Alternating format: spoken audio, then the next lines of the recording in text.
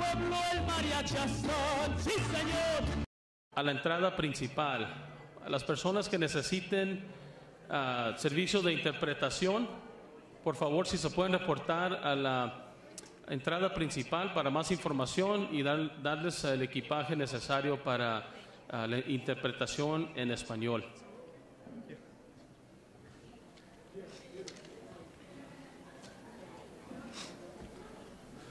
Okay, we're going to go ahead and get started. Good evening, everyone. Buenas tardes. I'm Ignacio Ruiz, the Director of the Language Acquisition Department in the Tucson Unified School District, and we welcome you to TUSD's two-way dual language symposium. But before we begin tonight's presentation, we're in for an exceptional treat. We'll get to enjoy the sights and sounds of student entertainment provided by some of our dual language schools. To start off the evening, I present to you the Hollinger Mariachi under the direction of Mr. David Gill. Let's give them a warm welcome. Welcome, Hollinger.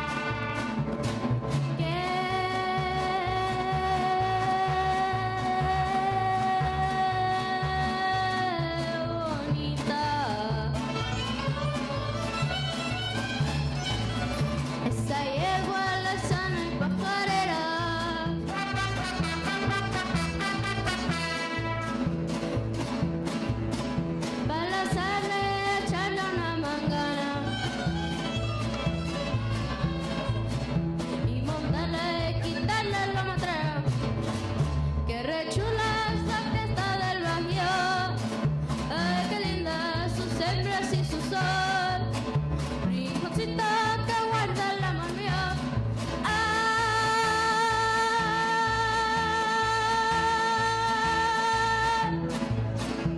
Mi vida, tú eres mi corazón.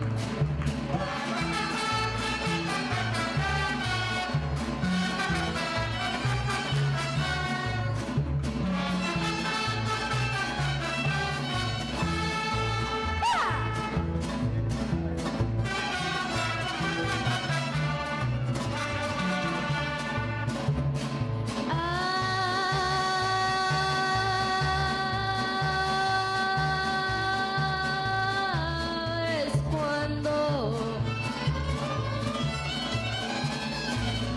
valedores a darse un buen quemón. Esa yegua que viene del potrero solo suena para el diablo del patrón.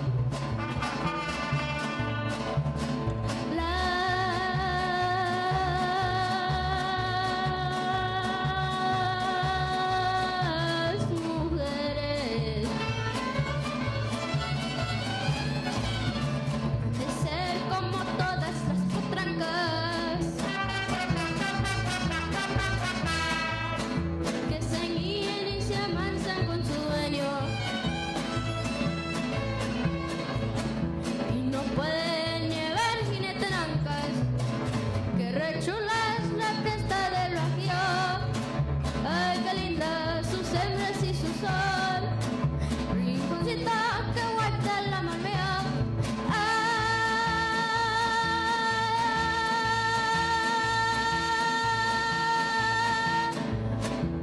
Mi vida, tú eres mi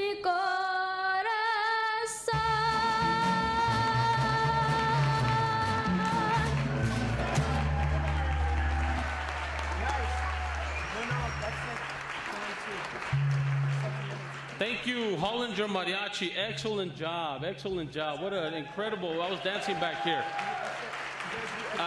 We have, in appreciation, we have a commemorative poster and some certificates of attendance for your students. So thank you again, Director Keith. Appreciate it. Thank you very much.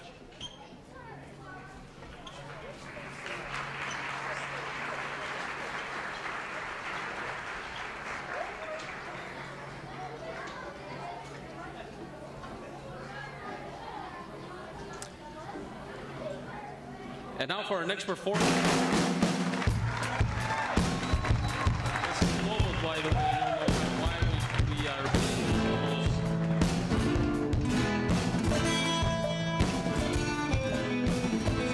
So for our next performance, after Lobos was inducted as an addition to our next group and invited to share the Rialto stage with White Elementary Bulldog Mariachi and Folklorico Group.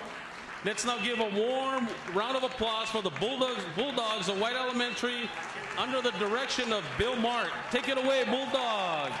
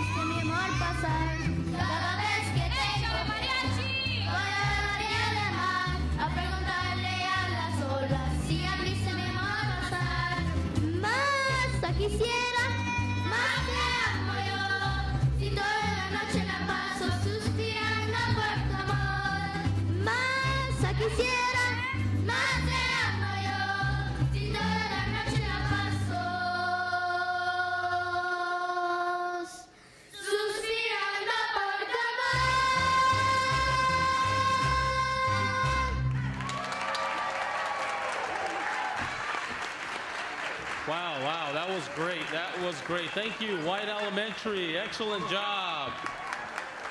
We also have a commemorative poster and certificates for your attendance today that will go towards the seal of biliteracy, and we'll talk a little bit about that later this evening. So great job, White. Thank you very much. Excellent. Excellent.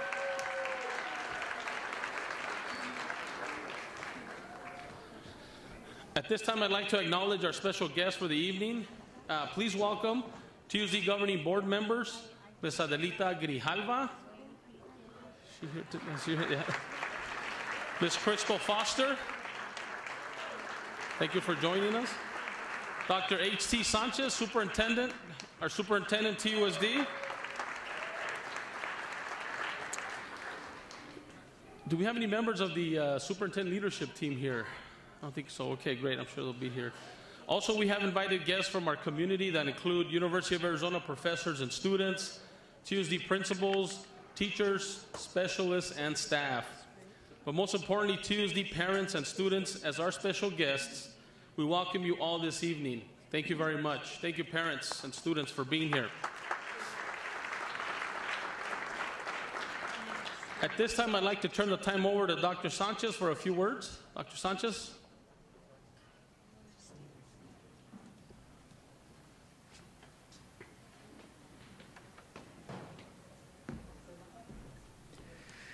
I'd like to welcome everybody to the symposium.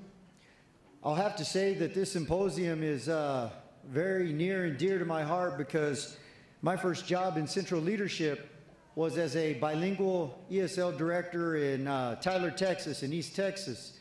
And the Latino population was newly arriving to East Texas. And so they felt out of place, and it was my job not only to help in bringing people together, but to make them feel as if they were welcome and belonged. What's fascinating, and I've told this story before, but the last place I was before coming to Tucson was Odessa, Texas. And in 1997, 98, Odessa received a grant to expand its bilingual program. And they sent a team of people to Tucson, Arizona to see how bilingual education was done. Because in 1997, 98, if you wanted to find the ideal bilingual model, the strongest model, the purest model, the best model, whatever you want to term it, you came here. This is where you sent people. And so this district where I was an 8th grade ESL teacher, or English as a second language teacher, this district sent a team here to Tucson to see how bilingual education was done. So I tell people, if you want to know where Tucson Unified's bilingual program still exists, despite all of the state's negative action towards bilingual education, go 9 hours to the east. And in Odessa, Texas, you'll find the dual language program at a little school named Cameron Elementary that still runs the Tucson Unified School District's model from the late 90s.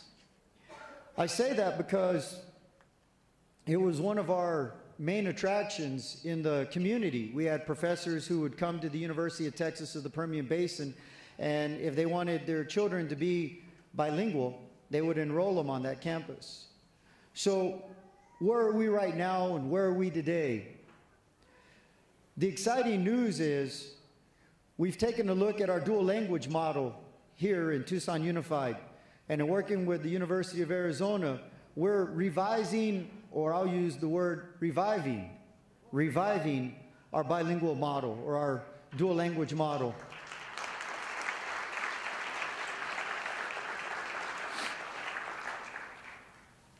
So these are the key points in the revival of the model.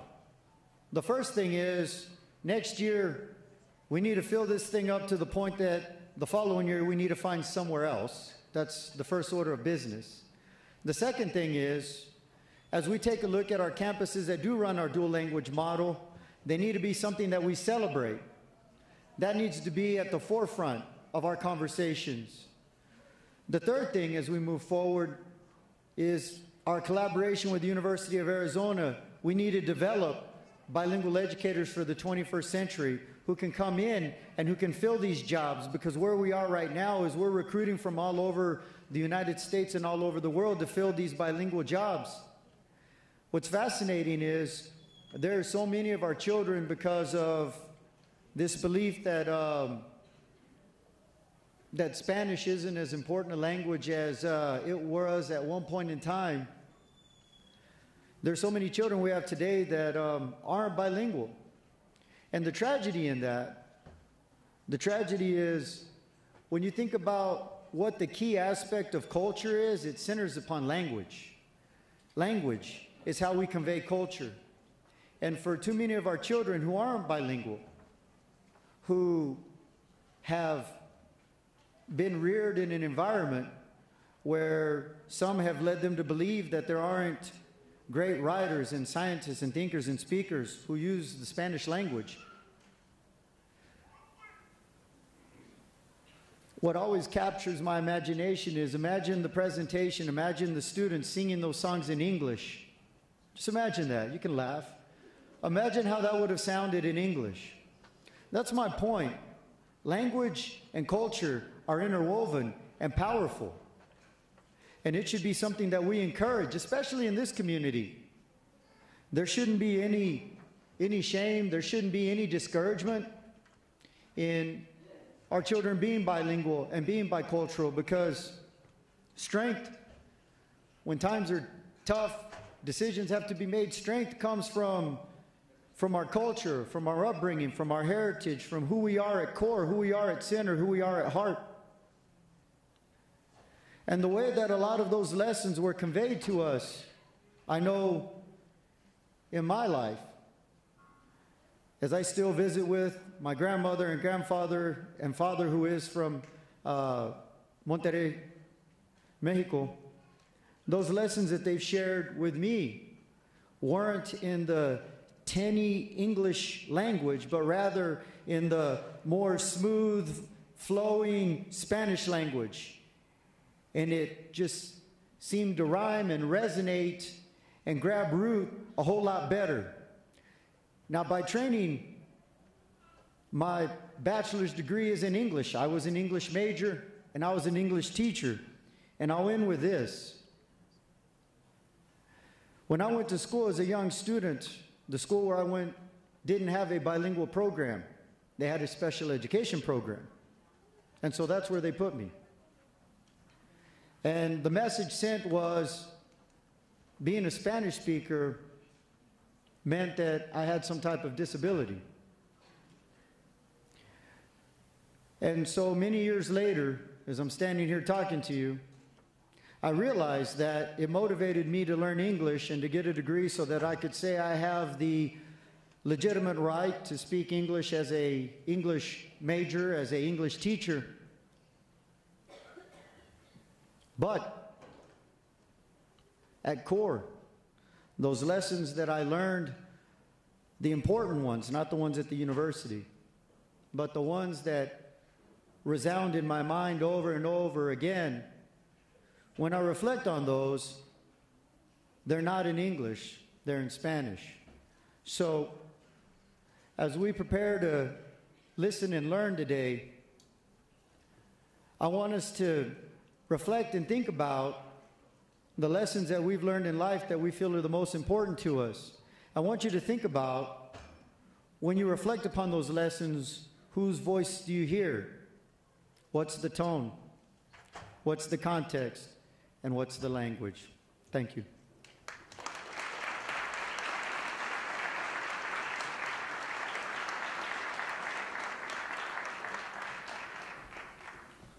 Thank you, Dr. Sanchez, and powerful words. We appreciate the support as well and the commitment to this program.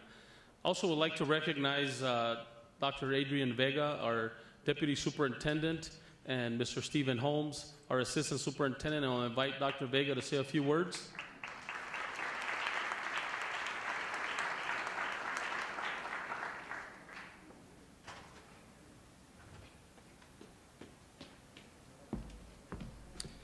Thank you, Ignacio. Today is very important. Gracias por venir. Este es un programa muy importante para nuestra comunidad y para todos los estudiantes y padres que están muy orgullosos de nuestra cultura. My name is Adrian Vega, and I am the proud Deputy Superintendent here at TUSD. Similar to Dr. Sanchez, I don't know if he had mentioned, I too am from Texas. Please do not hold that against me, but I am from Texas. I started out myself in education as a bilingual teacher. I taught first grade, second grade, and it was very interesting when I used to teach. My very first assignment, this was in Dallas, Texas, and my very first assignment was in a part of town where there weren't many Latinos historically. And so as the community began to change, the school was not prepared for that change. And so in my first teaching assignment, I was hired to be a bilingual teacher, and the class that I inherited, unfortunately, because the staff or the school wasn't prepared to really meet the needs of our students, I inherited a second grade class that for all practical purposes was illiterate, which means that their Spanish language wasn't fully developed because they did not receive services in kindergarten or first grade, but their English language wasn't fully developed because there wasn't scaffolding going on. And so here you had a first-year bilingual teacher that knew he had to do something to get his kids excited about learning and excited about school. And it's real interesting how ideas come from different places. And I remember thinking, how am I going to get my kids excited? And I remember reading an article that there was an individual in Mexico City in the mid-90s, early 90s, who dressed up as a luchador to get kids in the community excited about recycling. And so he went into the community as a luchador and talked about recycling. So I thought, you know what, that's a neat idea. What if our kids had an individual who was bilingual, bicultural, biliterate to get them excited? And so the concept of el superlector was born. And so I stand before you without knowing, not as just deputy superintendent, but as a superhero, el superlector. And so maybe at the next symposium, I might have to get my cape out and my guitar out and sing some of those songs to get kids excited about reading, to get kids excited about learning, but more importantly, to make sure that kids are excited about being who they are and being proud of who they are. So with that said, like Dr. Sanchez said, it's going to be a great afternoon, so I look forward to interacting with all of you because we're going to learn some great stuff, right? All right, vámonos.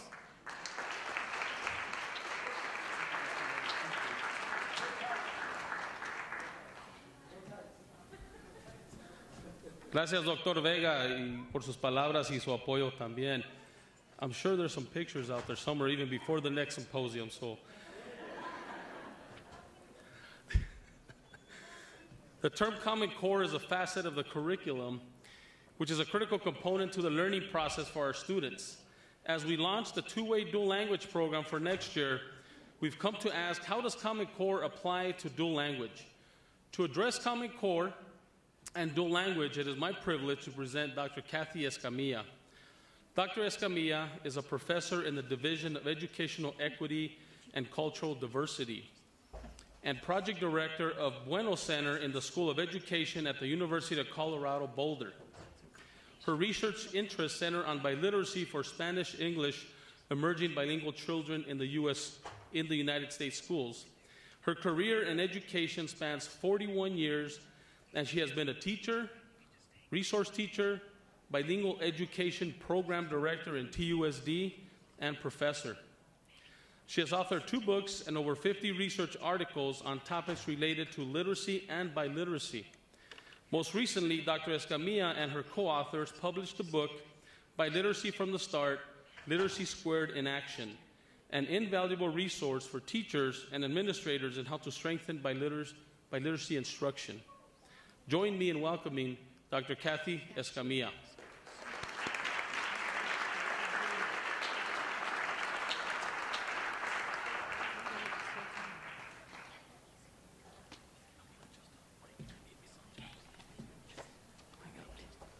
Just a little bit. Okay, thank you. Muy buenas tardes. I'm very, very happy to be here, and as Ignacio said, I lived here in Tucson for 8 years. I grew to love Tucson very much.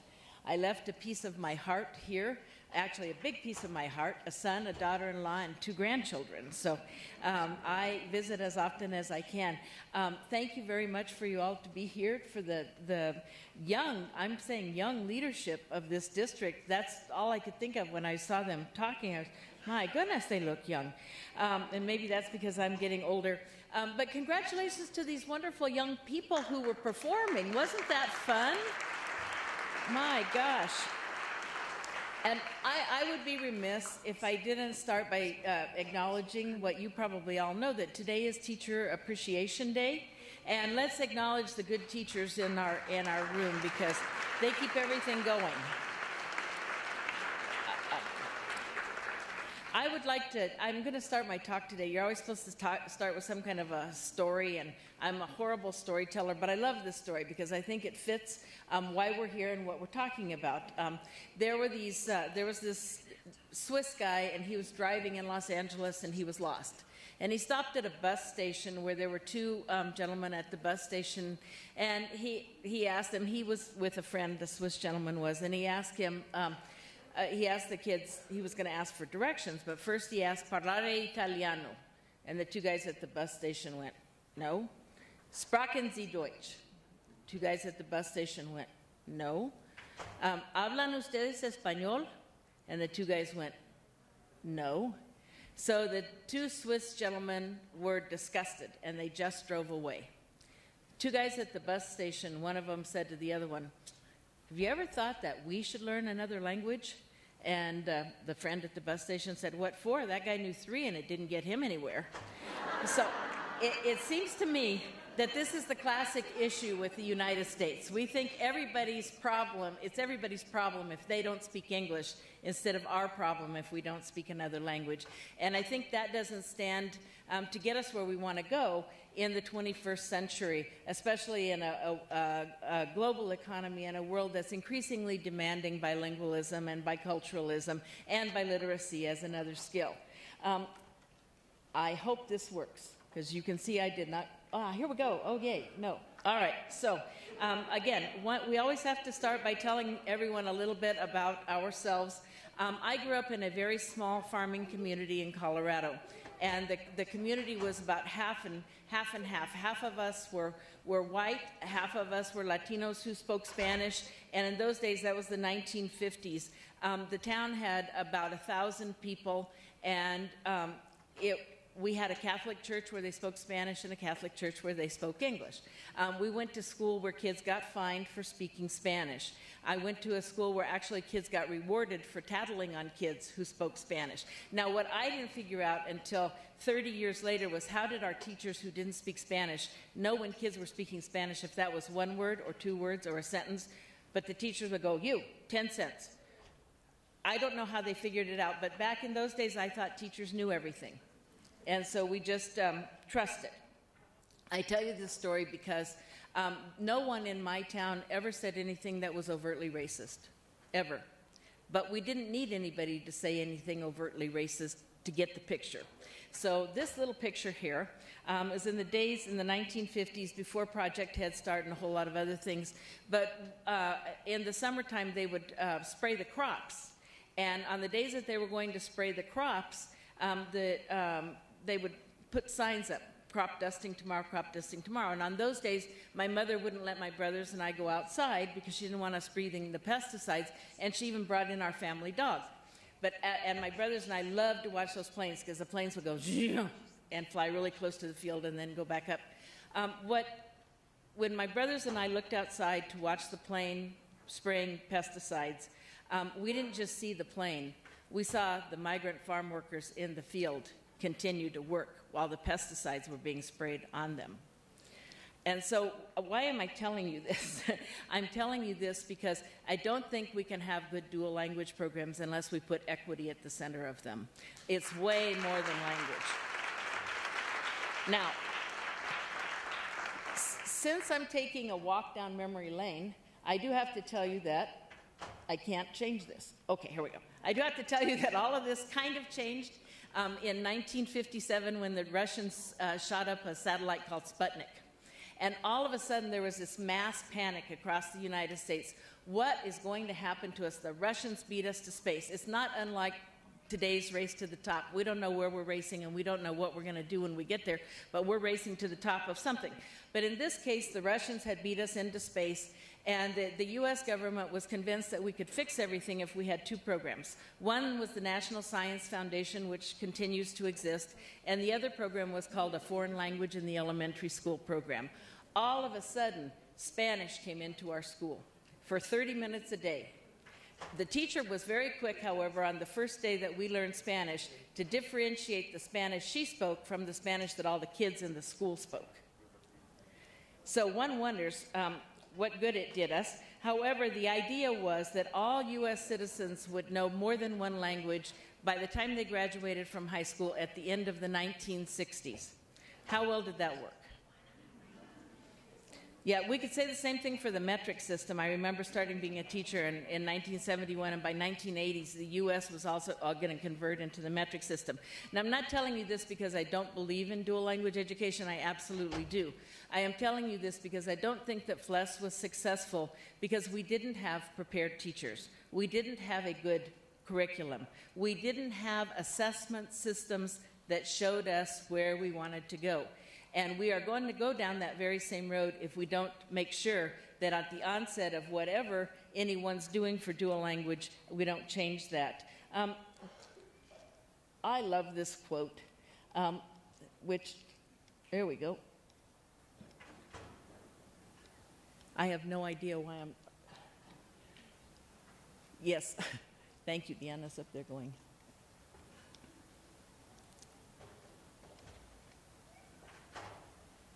Oh, here we go. Why do we raise bilingual children? We bring up bilingual children for this, not for the sake of the language, but for the sake of the children. And for the sake of the children, we have to make sure that they are learning to play instruments, that they're learning the culture, and that they're learning to be bilingual and biliterate. I'd like to just give us a quick glimpse of where the U.S. is right now with regard to the teaching of multiple languages.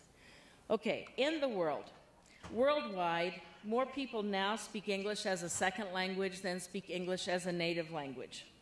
50% of all the people in the world are bilingual, and the worldwide quest is not just to learn English, but to be bilingual and biliterate. If you can speak Spanish and English, you can communicate with 80% of the people on the planet. Isn't that cool? Yeah. Now, wait, that's the good news. That's the world. The bad news is the U.S. In the U.S., 10% of educated people are bilingual, only 10%. Only 20% of our citizens have passports and have ever traveled outside of the U.S. That is really pretty scary, I think, considering that the U.S. is the major world power, that we're not more worldly as a people. There is still enormous political pressure to declare English the official language, and the U.S. is the major superpower in the world, again, without being very worldly. And I think that dual language programs have the potential to change all of that, and I'm certainly rooting that that happens. Okay, now, what do we know about bilingual? I'm going to give you a very quick tour. The research is pretty impressive, and it is exploding daily. We know that bilingualism is an advantage for a lot of reasons. It's an advantage for an individual. It's an advantage from a cognitive, from a linguistic, and from an academic standpoint. It's an advantage for a community.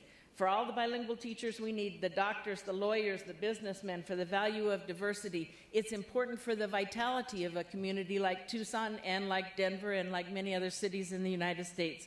And it's important for a nation. A long time ago, colleague Stephen Krashen said, our country needs spies and salesmen, and the only way we're going to have good spies and salesmen is if we're bilingual and bicultural. So the key is that bilingualism sharpens your mind. It's good for us. I'm going to give you some very quick examples of how we know that's true, at least from a cognitive perspective. Okay, so we know, and this is research, again, that's exploding. You can pick up a new study every day showing us the benefits of bilingualism early in life, middle in life, later in life. So we know that babies being raised in bilingual homes get a perceptual boost by 8 months of age. It's good to talk to babies in Spanish and in English or whatever you can. We know this. I'm going to give you this one study, although there are many other studies, where there were 48 families from Spain. Some of the families spoke Spanish only, some spoke Spanish and Catalan, and some spoke only Catalan. Now, what happened to these babies?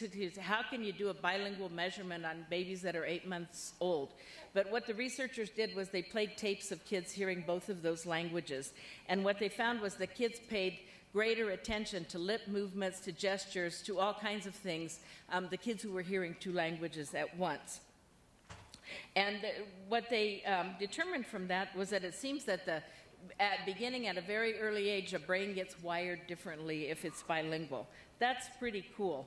However, bilingualism in early childhood isn't a problem, but we have many, many families in our community who think that it's a problem if their children speak Spanish and that they need to learn English as quickly as possible. This is a perception we have to change.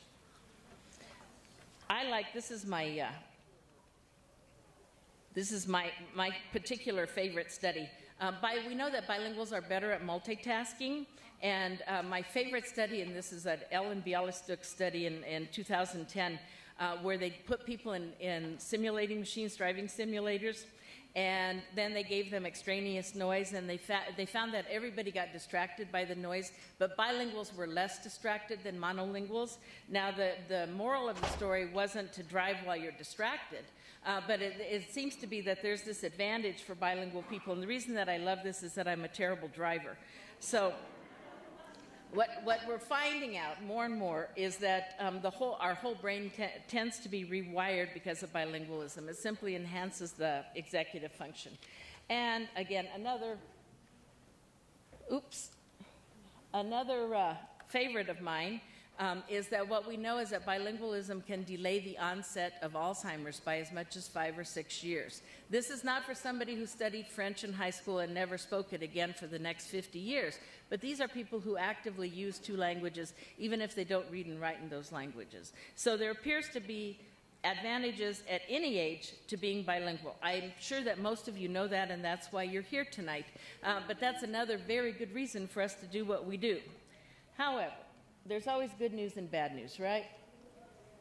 Many Americans have been of the opinion that bilingualism is a good thing if it was acquired via travel, preferably to Europe, or via a formal education, preferably at Harvard. But it's a bad thing if it was acquired from your immigrant parents or grandparents. I think that's a job of dual language, is that we have to change that. Bilingualism is a good thing no matter where you got it. Okay, I like to think of, however, this is again an admonition. Bilingualism is rarely balanced and rarely even. And the metaphor that I like the best is the one about the high jumper and the hurdler, which is a bilingual metaphor. The sprinter and high jumper concentrate on one event. The hurdler concentrates on 2. The 2 different skills, trying to combine a high standard in both. With only a few exceptions, the hurdler will be able to sprint as high, the hurdler will be unable to sprint as fast as the sprinter or jump as high as the high jumper. This is not to say that the hurdler is any worse athlete than the other 2. They are simply different. Our kids are going to be different, and that's okay. Now, what about the Common Core? I'm going to very quickly talk about what the Common Core is. And the Common Core is an initiative that details what kids in the U.S. should know in English language arts and mathematics in each grade. I'd like to say a good thing about the Common Core is that it has standards for listening and speaking as well as reading and writing. It's an initiative that was sponsored by the National Governors Association and the Council of Chief State School Officers. It seeks to establish consistent educational standards across the states, as well as ensure that students graduating from high school are prepared for college and careers without the need for remediation. Now, you might say, why all the fuss? What's wrong with that? Really, nothing and everything. Okay, it's been adopted in 44 out of 50 states in Washington, D.C. A major criticism of the Common Core, and I share that criticism, is the high-stakes assessment systems for teachers and students that go along with the Common Core. I think that that's a potential issue, and I think that's one that needs to be addressed early on. The major intent, and I have that in bold, is to prepare students for the 21st century. Now, I would like to think that dual language could be Common Core Plus, or Common Core Squared, or Common Core Double, but it's got to be more than the Common Core.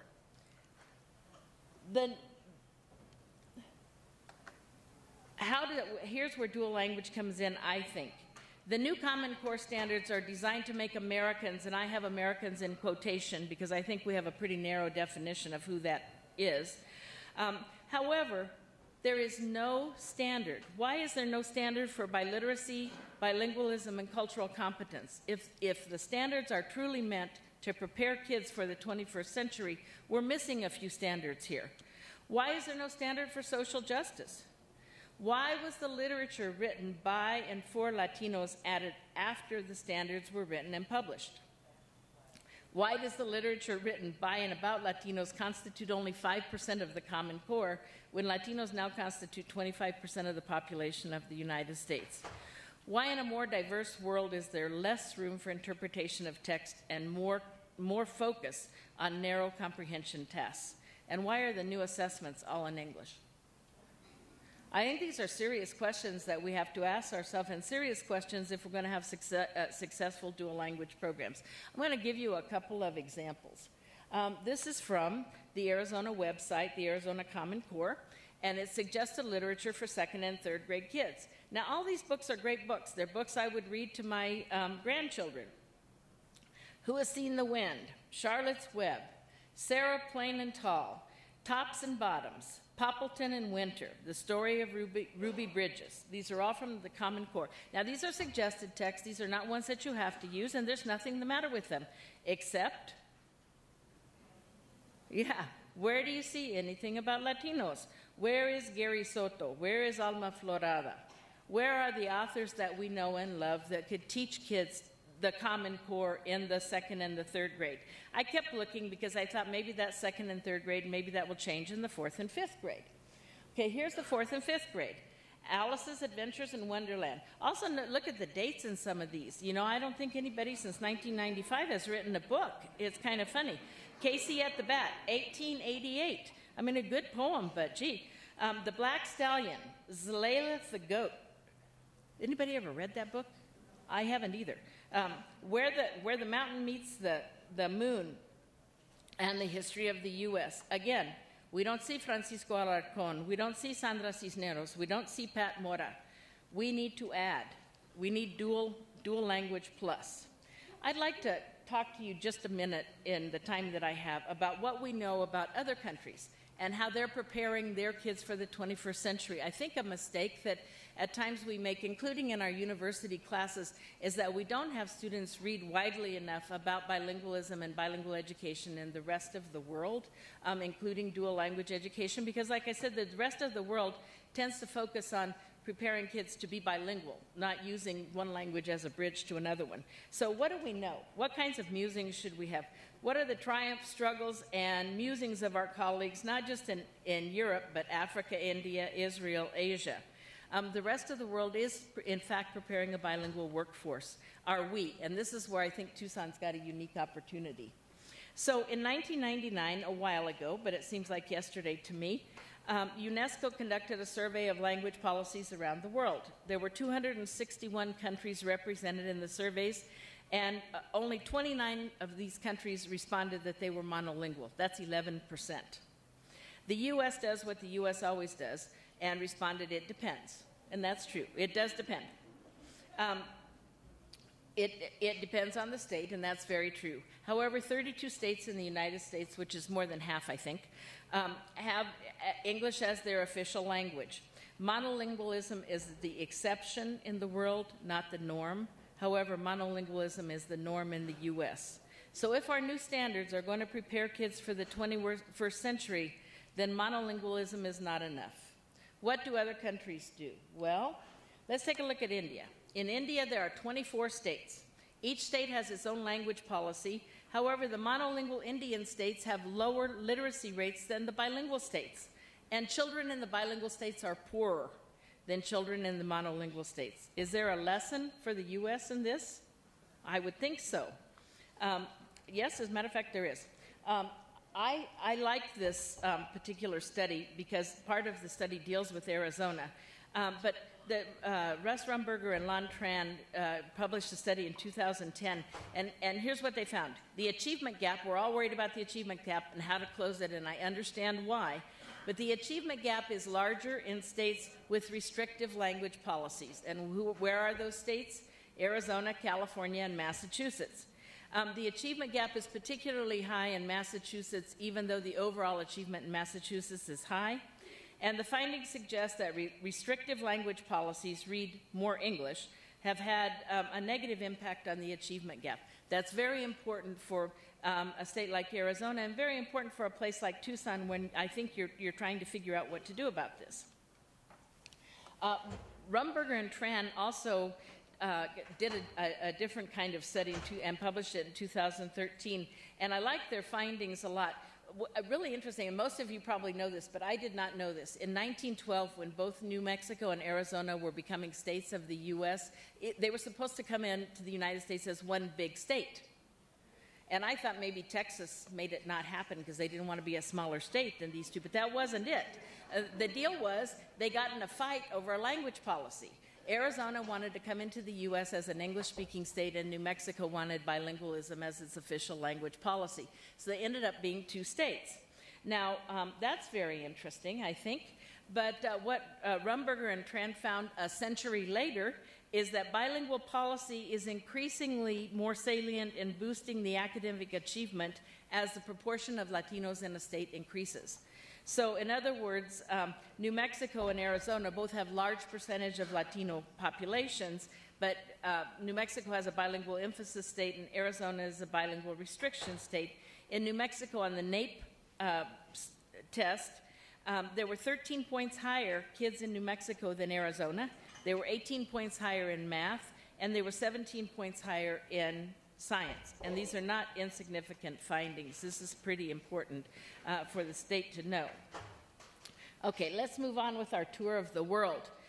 Israel is an interesting country because there's a compulsory bilingualism, and all kids have to study Hebrew plus Arabic, Russian, or English. Now, I find this interesting because I feel if Israel can figure out how to positively deal with Arabic, the U.S. ought to be able to positively deal with Spanish.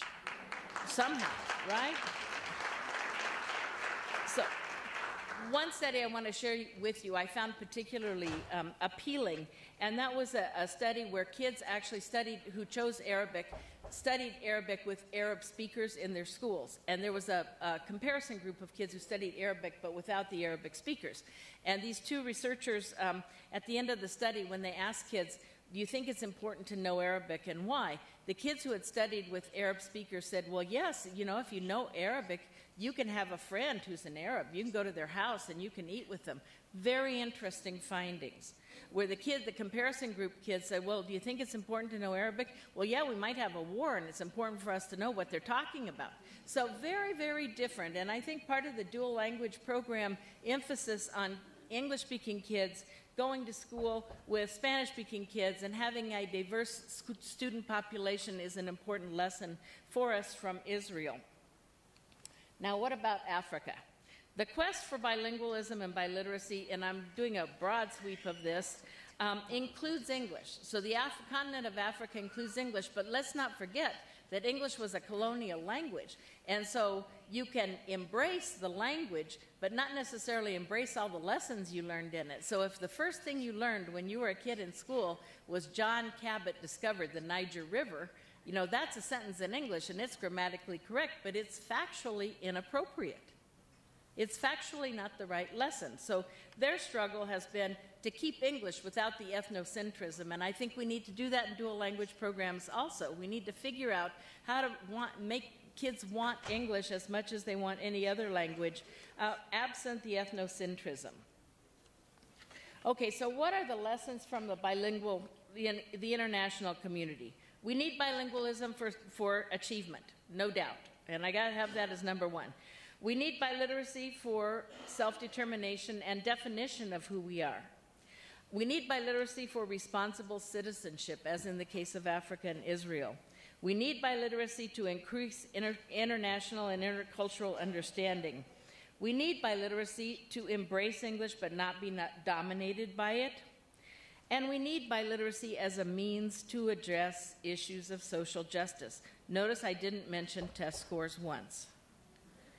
No language program, even an English-only one, should focus on the attainment of linguistic competence and academic language just so that students score well on high-stakes tests. Real education has a higher purpose, and this is your opportunity to prove that. So over the next decade, the rest of the world will likely have more and better programs that make people bilingual and biliterate. The U.S. is likely to have less. And I don't know if that constitutes preparation for the 21st century. Now, let's move back again. Where did we get this Common Core? We got the Common Core from a standards-based educational system that's been around for about 20 years, a couple of decades. The content has been well defined. The Common Core represents the content of the new standards. The performance, unfortunately, has also been rather well defined. New tests, test more often, and testing whether or not schools have met the standards and whether or not we need to fire teachers, and on and on. What has not been defined, and what's going to be very, very important in dual language going forward, are opportunities to learn. Do the kids have the same facilities? Do they have the equally qualified teachers? Do they have computers? Do they have culturally responsive pedagogy? All three of these can be enhanced in dual language programs. I am sure of it. In fact, I'm sure that that's about the only place that any of these things can be enhanced. If Common Core and dual language is to be successful, I can't emphasize enough, we are going to need different ways of assessing and looking at kids' progress and whether or not they're successful. We need to develop trajectories toward biliteracy, and I'm not just saying that because I wrote a book about it, but we absolutely need to look at how the kids are developing in both of their languages, and not just English. Simply assessing kids in two languages if they were two monolinguals isn't going to do it. We need to look at research from a biliterate lens. And I have to use this example. So my apologies to the U of A students here, to my colleague Richard Ruiz who are here, but this is the case of the graduate student and the cockroach. And this is how I'm going to tell you that my view of what's wrong with assessment and looking at things from a monolingual lens. This is the graduate student is on the right here, and the cockroach is on the left. Okay, so the graduate student was instructed to pull the legs one by one off the cockroach. So I had to wake you up. It's the middle of the speech. And then to write down what he noticed. And that every time he pulled off a leg, he was to clap his hands.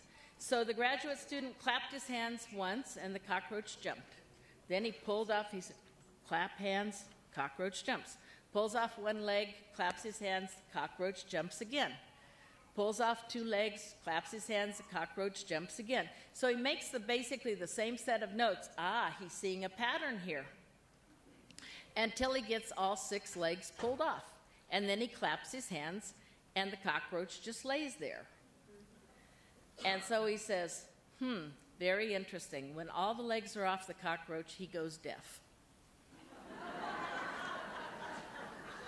Okay, that is what I call monolingual assessment of bilingual behavior, and I'm going to show you an example. Okay, so I had a year ago, I was at a research conference in Houston with a lot of people who were getting a whole lot of money from the Institute for Educational Services to look at bilingual behaviors. And a really famous statistician from Temple University, and I don't mind calling him out, said what I think we see when we see kids learning to write in 2 languages is a unique form of bilingual dyslexia. And this was the example he used. He says, now look at that. Can any of you read that? Yes, you all can read that because you are not reading with a monolingual lens. So just in case you can't read it, the prompt is write about your favorite toy. So this little kid says, my favorite toy. My favorite toy is a bunny. And he dances. My mom give it in Christmas. I love it when he dances. I love him so much. Listen to the voice. He moves his ears. Now, isn't that an interesting ears when he dances? My bunny is white. Now, this gentleman, because he was reading all of this from a bilingual lens, read he as G. He didn't know how to read it because he didn't have a bilingual perspective. And he assumed that this was some kid who was just totally lost and randomly selecting letters and didn't have any strategies. In fact, this child had a whole lot of strategies for writing and was probably on a very normal trajectory toward biliteracy if we see it as such. If we see it as somebody's getting confused by learning to read and write 2 languages, then we're in trouble. These are the kind of things we're going to have to sort out moving forward. Okay, I have I think an interesting example, but less fun than looking at children's writing. In Colorado, we have an ILP law, and if you don't read at a certain grade level, at a certain level by the time you're in 3rd grade, you have to be on an ILP. And we allow people to do the assessments in English and Spanish, but up until now we haven't allowed teachers or schools to look at kids as emerging bilingual. So I want to show you a set of a study that we've done to what happens when you apply different criteria to the same group of kids. So what we did was we asked how many emerging bilingual kids, and we call them emerging bilingual. We write children when we write research studies. I call them kids when I talk. But we administered the EDL and DRA, very common informal reading assessments, to all the 3rd grade kids who were in our particular project in the spring of 2008. Using the benchmarks for 3rd grade level, both level 38 in English and Spanish, we looked at how many percentage of kids were identified as needing an ILP if we used English-only criteria, Spanish-only criteria, or biliterate criteria. So if we used English-only criteria, students who were using the benchmark, okay, I told you this already. Okay, our study included 364 kids who were in the 3rd grade in 2007-2008. They were learning to read and write in English and Spanish simultaneously, and in a program called Paired Literacy. Using the English-only criteria, out of the 335 kids, 92% of them would have required ILPs. Yes, that's a lot of kids. Now, it will cause somebody to say your dual language program isn't very successful if English only is the criteria you're using. If we used only Spanish, we found out that only 81% would have required ILPs. You might say, well, that's better, but it's still not very good. However, when we used a trajectory toward biliteracy that we had created for the program, and we looked at the kids as Spanish plus English, not Spanish, not English, but Spanish plus English, of the 364 kids, only about, of the 364 kids, 139 are in the Spanish zone. This doubles the number of children that were considered at grade level in Spanish. Of the 139 children, 85% of them or would at a level 18 or above in English, also in the zone. Using our trajectory, only 15% of the kids would have required an ILP. That's a significant reduction in the number of kids. So what are the implications? Monolingual assessments in either English or Spanish aren't going to get us where we want to go. Placing kids who are at normal stages, and this is where we have to go theoretically. We have to decide what's a normal stage of development for biliterate kids. The issue is that whenever you decide at third grade level that kids aren't reading and you put them on an ILP or whatever your state equivalent is, that this is a costly kind of thing to do. Not only that, we have to write letters to all the parents telling them their kids aren't reading, and this freaks out a lot of parents. They get really worried about this. So for a whole lot of reasons, this isn't a good thing to do. I want to say a couple of things about academic language and the dimension of language. I would like to say that I believe programs should develop a full repertoire of language skills. That includes academic language, but isn't limited to academic language, whatever academic language is. When we interview professors at the University of Colorado, we have them come and do an academic talk. They have to tell us what their research is and why it's important and why we should hire them. We also take them out to dinner. And you know what we look for at dinner? Social skills. Using the right fork. We already heard the job talk. We don't need to hear more about their theoretical framework, not over a glass of wine. Please help me. So we need to think about developing an entire repertoire of skills and not trying to compartmentalize language into this is social and this is academic and this is something else. Okay, I'm going to give you an example here. I want to know which left is academic language.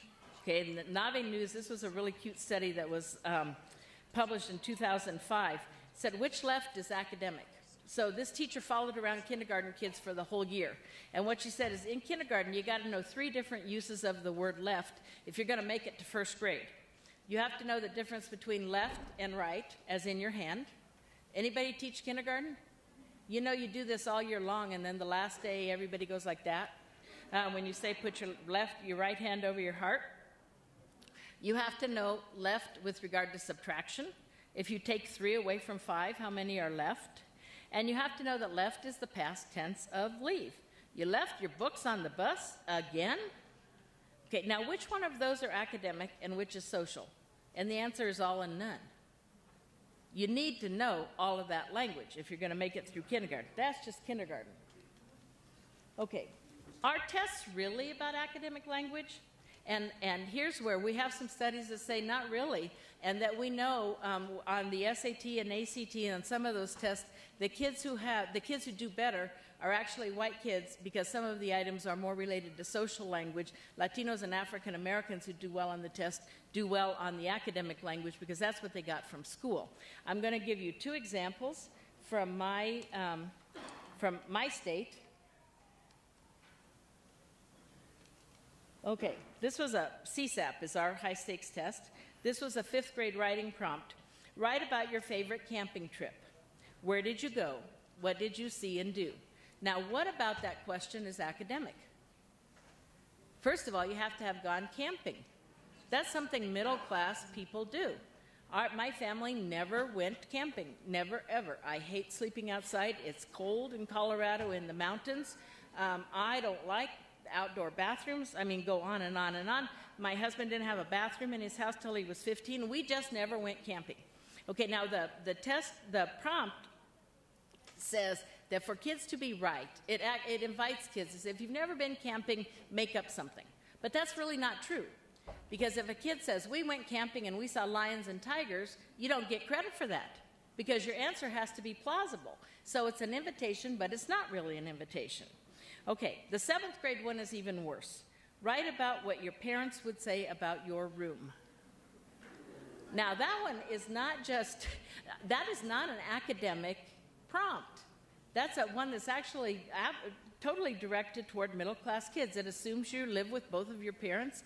And there's also an assumption there that your room should be messy and that your parents hope you clean it up. So it's not an invitation to write about whatever you think. Okay, so we need to worry about assessments if our programs are going to be successful. Now, I would say I'm going to end where I started. It's insufficient to raise bilingual children without also raising biliterate and bicultural children. And kudos to the Center for Applied Linguistics for establishing that in 1990, that good dual language programs are bilingual, bicultural, and biliterate. Our programs, our curriculum, our material, and our pedagogy need to reflect this biculturalism. This is not easy. We see culture, And we understand the phenomena. We use it to see, but we don't see it. So I use in my classes this little cartoon. What do you see here? You see Dennis the Menace. And I know that you all see this. But when I show this to Mexican parents and say, what's happening to Dennis? Well, I don't know. No sé, parece que está descansando, se está divirtiendo mucho. He's Dennis the Menace. What's he doing? He's in timeout. Right? Where on that cartoon does it tell you he's in timeout and being punished? Write your interpretation of what Dennis the Menace is always in trouble and what he's being asked to do here. He's sitting in the corner, but it doesn't look like that. I have a similar example I like. And this is in pre-Columbian times, this is what they called the Great Dipper. The Big Dipper. It was called the Great Jalapeno. Two groups of people see the same constellation of stars. One sees a Big Dipper and the other one sees a Great Jalapeno. Okay? That's what we have to teach our kids to do. Not look for the right answer, but to understand multiple interpretations. Okay, I am going to start I'm going to stop where I started. As soon as we think we have made some progress toward social justice, something like this happens. So I'm going to ask you, whose national anthem? In my state, we have a festival every year in Estes Park, Colorado, and it's a Scottish-Irish festival. And every year, kids dressed up like the kids on the right there get up and sing the national anthem. You don't pick up the newspaper the next day and say, couldn't you get some real Americans to sing the national anthem? That never happens. But the little kid on the left had the temerity to get up in front of the San Antonio Spurs a year ago now and sing the national anthem in English. And the next day, the newspapers were flooded with, now, mind you, he sang the U.S. national anthem in English. Couldn't you get a real American? Why doesn't he go back to Mexico? So much so that next day, the mayor of San Antonio and his wife escorted the little boy to sing it again, and good for them. And good for them. So, if we're going to move forward, we have to have the temerity to say we got a ways to go. This has got to be about social justice, not just about language and literacy, but language and literacy is important too. Okay, so in closing, I want to say this. Last year, I got an email from a former student who lived in Houston, and he said he got the best note that he ever got from a student. This little kid named Marcos had just gotten to his classroom, and it was summer school. And all the kids were supposed to write down what they were going to learn in summer school. So one kid wrote down, I want to grow 2 levels in reading this summer. I want to grow 2 levels in math. And this little kid, his name was Marcos. This is what he wrote. He wrote, come on, the punchline. Yo quiero triunfar en este país. What Marcos wants for himself is what we should aspire for all of our children. Thank you very much, and enjoy the rest of the evening.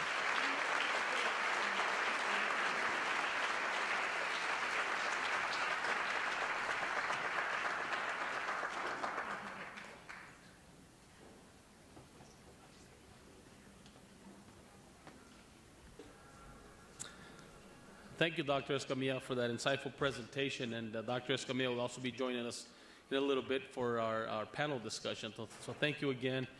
Very, very interesting presentation, very insightful. Well, we want to continue with our program. We now want to welcome the Opening Minds Through the Arts program at Van Buskirk Elementary. Tonight, we have 5th grade dancers from Ms. Houtz's class under the direction of Tom Lewis and Arts Integration Specialist Karen Yeager. Van Buskirk, take it away.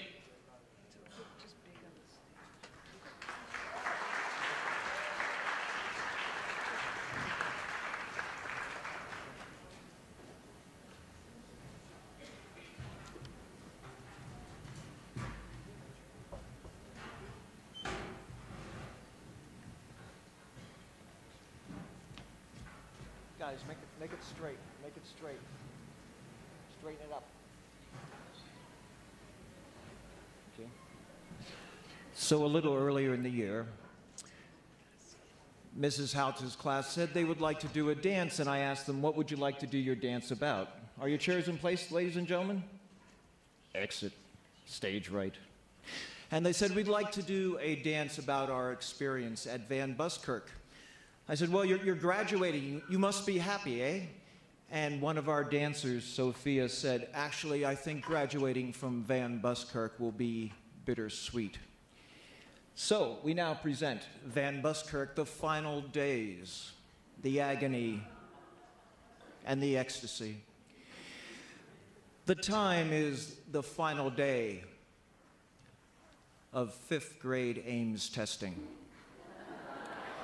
The place, of course, is Van Buskirk Elementary School, a great TUSD school.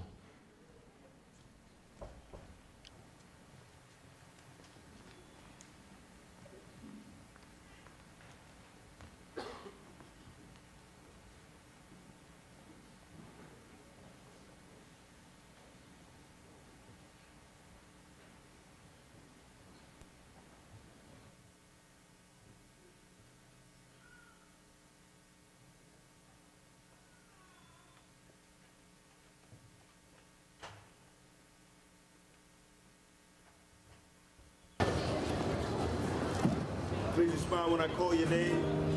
All right, Kevin Child, Jarris Boykin, Alicia Simmons, Philip Valdez, Gabrielle Solano, Latoya Bradbury, Anton Mitchell, Shaquan Sutton, Joey Thomas, Leah Caldwell,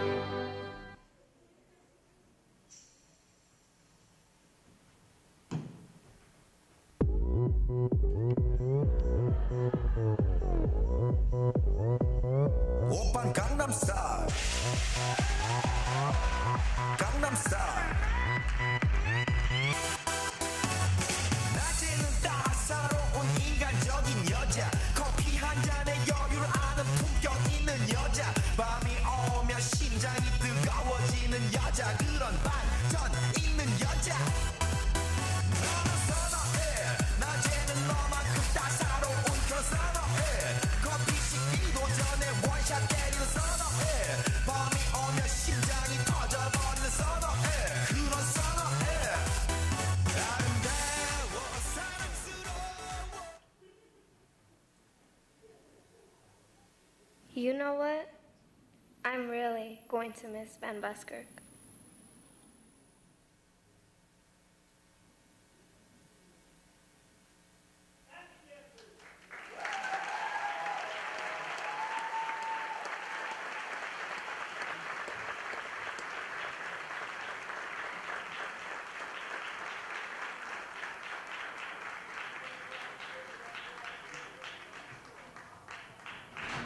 Great job, Van Busker. Thank you. And Van Busker is dear to my heart.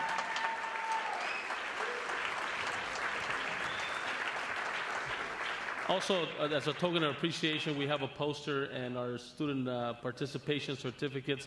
And Van Busker is dear to my heart. I was a principal there about 3 years ago. I remember these guys back in second grade when they started with the dance, the Oma dance. So great job, guys. Appreciate it. Thank you for participation.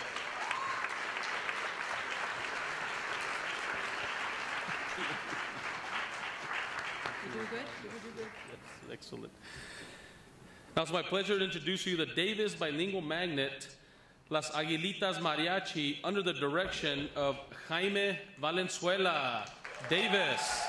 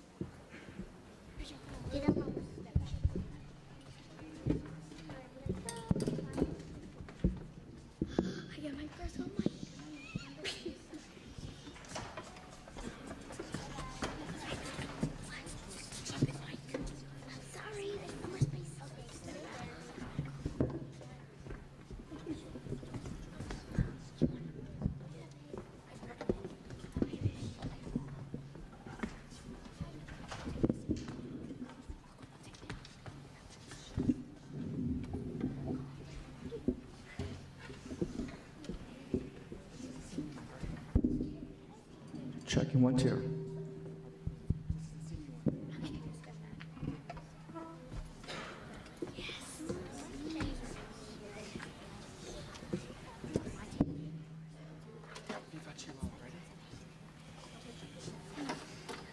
Okay, trumpets ready?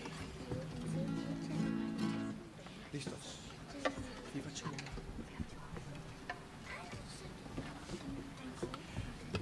1, 2.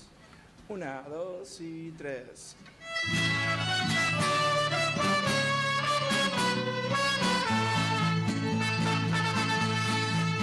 Por mi tierra bendita que es, esa tierra tan llena de alegría, ahí va mi vida mía, ahí va mi corazón. Corazón que nació para ser el verde, y sabes perder cuando se pierde.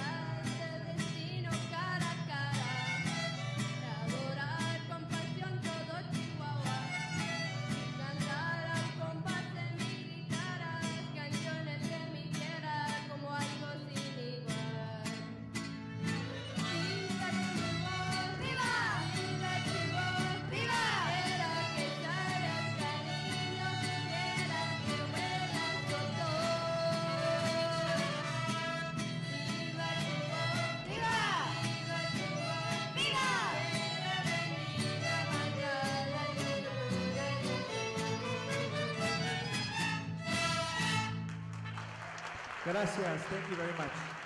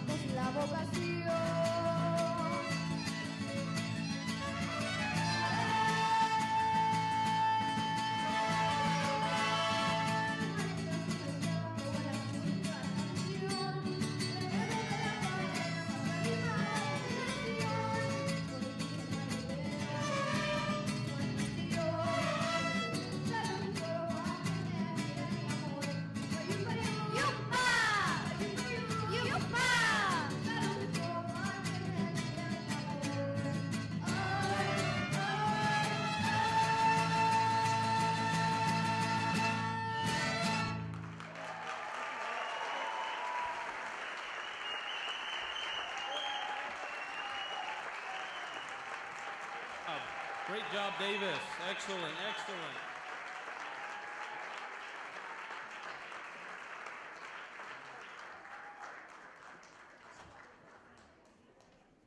Thank you, guys. And you also receive a poster and certificates. Thank you very much.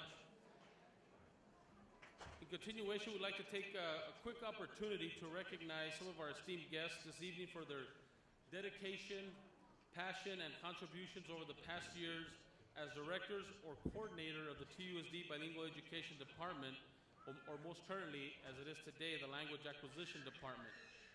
We, in large part, would not be here this evening without their contributions.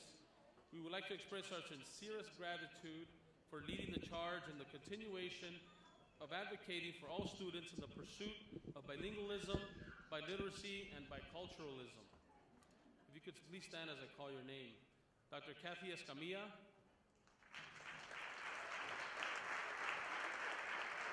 Dr. Leonard Basurto. Unfortunately, Dr. Basurto cannot be here with us this evening, but accepting on his behalf, we have Salvador Gabaldon, who is our Director of Culturally Relevant Pedagogy and Instruction, Mr. Stephen Holmes, and Mark Alvarez, Principal at Monzo Elementary. Please join me in saluting our esteemed guests with a hearty round of applause, and thank you very much for your contributions, and they will always be appreciated. So thank you, thank you. Next, I'd like to introduce our next speaker, Dr. Richard Ruiz. Dice que somos primos somewhere in the line, so he is currently a professor and department head in the Department of Learning and Social Cultural Studies Department at the University of Arizona. He has also been a consultant to many governments across the world in the developing language and policy for these governments. So at this time, I'd like to welcome Dr. Richard Reese for his time and to invite him up here to say a few words.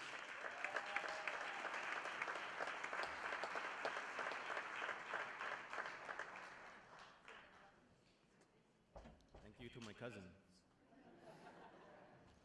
Actually, I'm a faculty member in the College of Education, and I'm the head of Mexican-American Studies at the university. I should tell you that Mexican-American Studies at the university is alive and well, and we're ready to help in any way in TUSD for their own Mexican-American Studies program, which I know is going to be revived and come back better than ever. I have 5 minutes. I'll take 4.5. It's always a hard thing to follow Kathy. I learn a lot when I listen to her. I learned a lot about bilingualism, but I was concerned when she said that there was a relationship between bilingualism and Alzheimer, and she was looking straight at me. Wasn't sure exactly what she was saying. I honestly have 5 minutes, and I will take less than that. Ignacio wanted me to talk a little bit about the importance of community and families, especially in this area, and I think it's something that I usually come back to my own family with. So I have a story. I have a quick story to tell you. It's longer, but I'll make it quick. The fall of 1954. It's a very important fall, 60 years ago. It's the fall right after the Brown decision. And there were a lot of brown babies at the time that went to school that fall for the first time. I was one of them. But this is the way it happened. My mother got me up early that day. I don't remember that ever happening before. And I wasn't sure what was happening, but she got me up early and she put me in some clothes that I don't remember ever wearing before, and some shoes that were probably my brother's. Took me by the hand and took me out the door. We walked about 3 blocks to a building that I'd never been in before, a big building, a big bunch of buildings. We went into some office somewhere, and she talked a little bit to somebody, although she didn't speak English, so I wasn't sure exactly what was going on. And then I went to this other room, and there were kids there, and there was a big woman there. I couldn't understand what she was saying because she was speaking in English, and my mother was trying to understand her. But there's an image from that time, and I've told this story like once maybe before. There's an image that still is with me, and 60 years later, that I think actually is an important image that we can learn from even today. I'm hoping that maybe that image can stay with you. My mother took my hand and put it in the hand of my teacher, this woman, Mrs. White. That was actually her name. She put it in the hands of my teacher, and for this like split second, I saw this image of three hands. My hand, the teacher's hand, and my mother's hand in the same place. And then it was over, and then we went through the day, and my mother left. I was scared to death because I thought my mother had given me away to some white woman that I didn't know. I wasn't sure what was going on. And we did a lot of things that they do in first grade. We didn't have kindergarten in Phoenix at the time. And so we did a lot of things that I guess were interesting. I'm not sure exactly. That whole day is probably lost to my memory, except for the fact that at the end of the day, my mother appeared at the door, and I felt better that she hadn't given me away. And the next day, I felt a little better, and I got used to school. But this is the point that I was trying to make, that I'm trying to make about that, and that is that image of the three hands together, which again is still in my mind. I'm hoping that I can impress it on all of us. I'm here really to talk to everybody, but especially parents and community people. Those of us in the community who are very interested in the education of our kids. Without those three hands, real education is impossible. You can have the hand of the teacher, you can have all kinds of preparation for the teacher, and that's extremely important. You can have the hand of the student, and the student obviously is extremely important, the way in which that student has been prepared, the kinds of values and so on that student has learned from the family. But without that third hand, it's still not possible for us to have complete and real education. The hand not just of the family, but the family representing the community, representing everything there, whether it's cousins or uncles or peers or community organizations, business folks, all kinds of things go into this third hand, as all kinds of things go into the other two hands as well. So my only message to us today is that this is a school, this is one of the hands. It's extremely important. Your children, my children, are extremely important in this whole picture. But that third hand is extremely important. And whether you speak English or not, whether you're able to help with their math homework or not, the kind of support and value that you have in your children, and the way in which you can support the school in their efforts to educate our children in the way that Kathy Escamilla was telling us about. That's really the most important thing that I can impress on you today. So I hope you keep that image of the third hand, actually of the three hands, and maybe help us understand how it is that we can develop our children better. Thank you very much.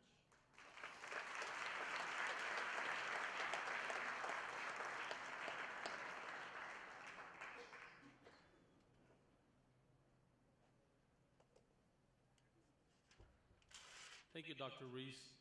Those three hands are very, very important as we continue with our programs and we continue to strengthen and expand and look for student achievement and the acquisition of language. So thank you very much for those words.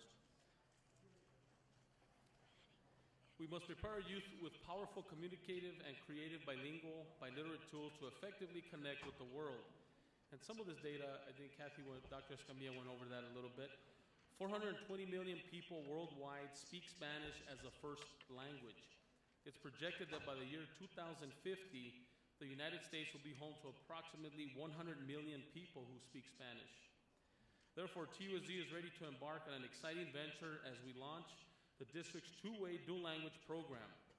Together, we can partner to accomplish the goals of bilingualism, biliteracy, and biculturalism for our children in order to prepare them for our global society. And as you checked in, I think I have one up here. As you checked in, you received a copy of the two-way dual language brochure in English and in Spanish. Recibieron el folleto cuando entraron a nuestra presentación, hablando del programa de doble vía que vamos a implementar el año que viene. In the brochure, you'll find some general information and a description of the model that will be implemented next year.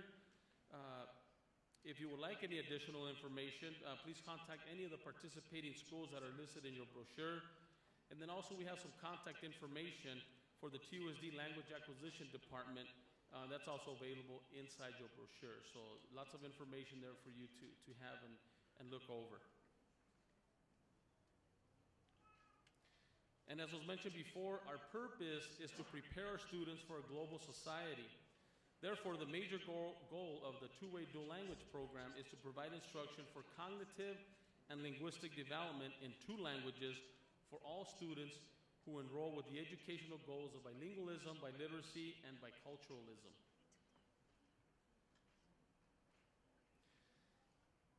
In the following, with our goal of bilingualism, biliteracy, and biculturalism, our TUSD Governing Board approved dual language as an advanced learning experience in June of 2013. So we also want to thank our Governing Board for their support and commitment towards ensuring that these opportunities are made available for our students. So thank you to our Governing Board as well.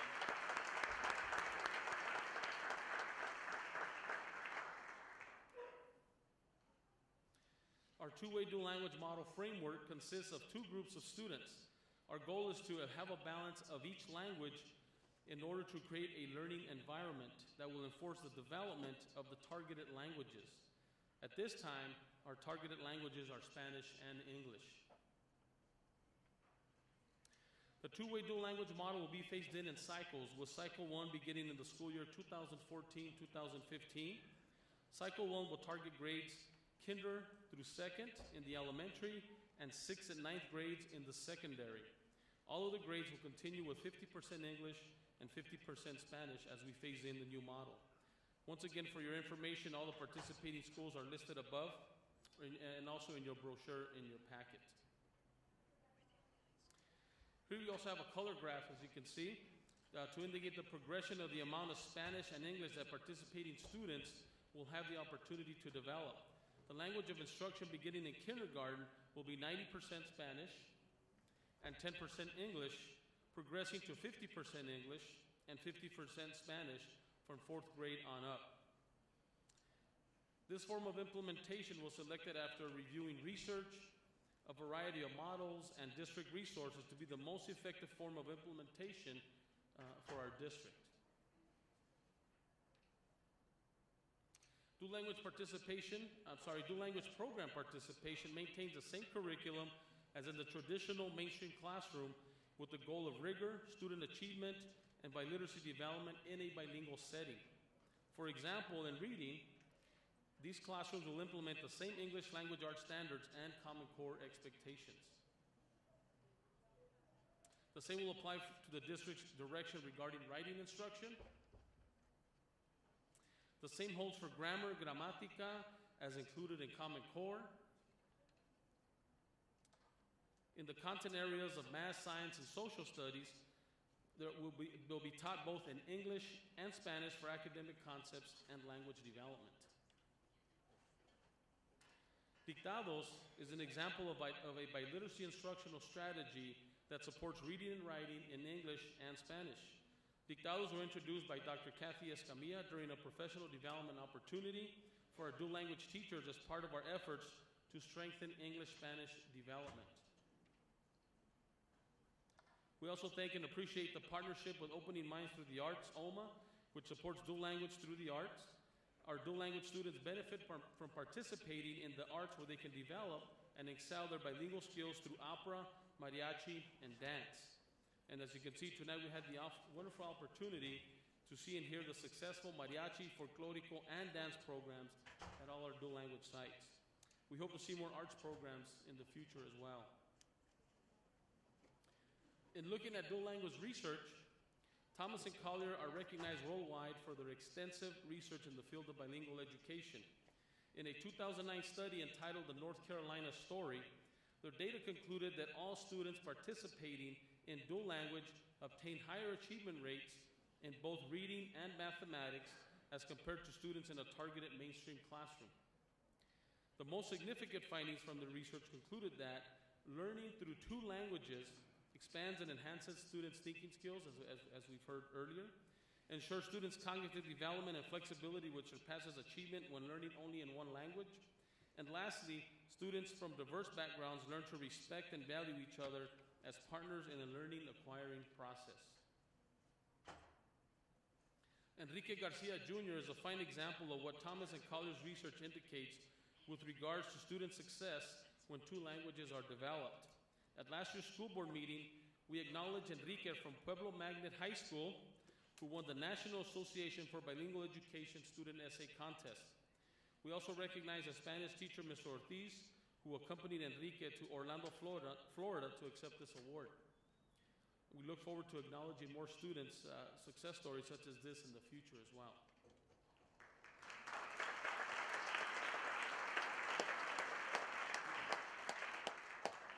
And as you can see, there's much to celebrate with regard to dual language. The time is right to initiate the Seal of Biliteracy beginning the year 2014-2015. What is the Seal of Biliteracy? The Seal of Biliteracy Award honors graduating seniors with the Seal of Biliteracy Award for proficiency in two or more languages at a college readiness level. It also recognizes students' progression towards biliteracy. These pathways will occur in pre-kinder, kindergarten, 2nd, 5th, and 8th grades towards the Seal of Biliteracy. It encourages students to pursue biliteracy, bilingualism, and multicultural proficiency. And with that said, this is the certificate, as you've been hearing all night, that I've been telling the directors and sponsors of our groups today, that your child, parents, will receive and then will be eligible to receive for attending tonight's cultural event. All the performers will receive a certificate of attendance, and also please make sure to stop by at the table outside to receive a certificate of attendance as part of one of the requirements for the Pathway to Biliteracy Award. So if your child was not performing, for being here today, they will also be eligible for this Pathway certificate. To address the Seal of Biliteracy, joining us tonight are members of the Executive Board of the National Association for Bilingual Education, NABE. We have Dr. Julio Cruz, Vice President of NABE, and Dr. Mariela Espinosa, Herald, Secretary of NABE. Dr. Julio Cruz played an instrumental part in establishing the Seal of Biliteracy in Illinois. At this time, I would like to invite Dr. Cruz to share what it has meant to students who have received the Seal of Biliteracy in Illinois. Dr. Cruz?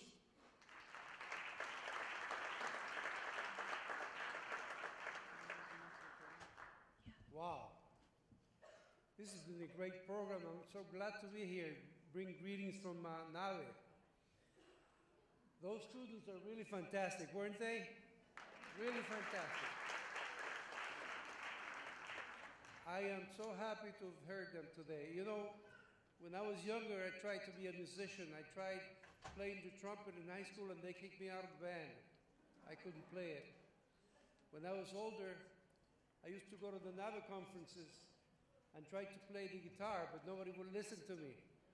So I quit that. Now I tried playing the harmonica, but that didn't work either. And the latest thing that I tried and didn't work was what do you call that? The finger harmonica or finger something or other. The one that they play in India, but you know, forget it. I can't do it. So I gave up on it. Unfortunately, Mariela is not able to be here with us tonight. She got stuck in Phoenix, so she left me all alone. But I do have someone who is with me that I'd like to recognize her, Teresa Simon. She's here visiting from Spain. She's at the University of Flagstaff, Northern Arizona University. I'll get it right.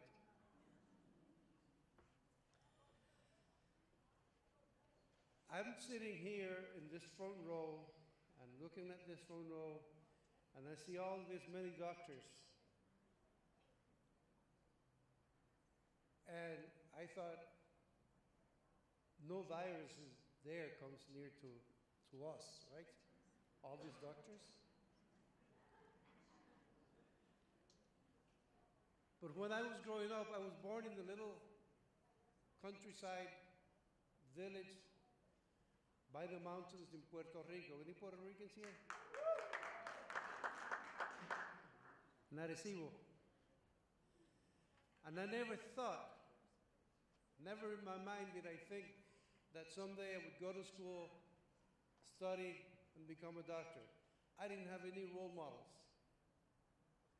And yet here I am today.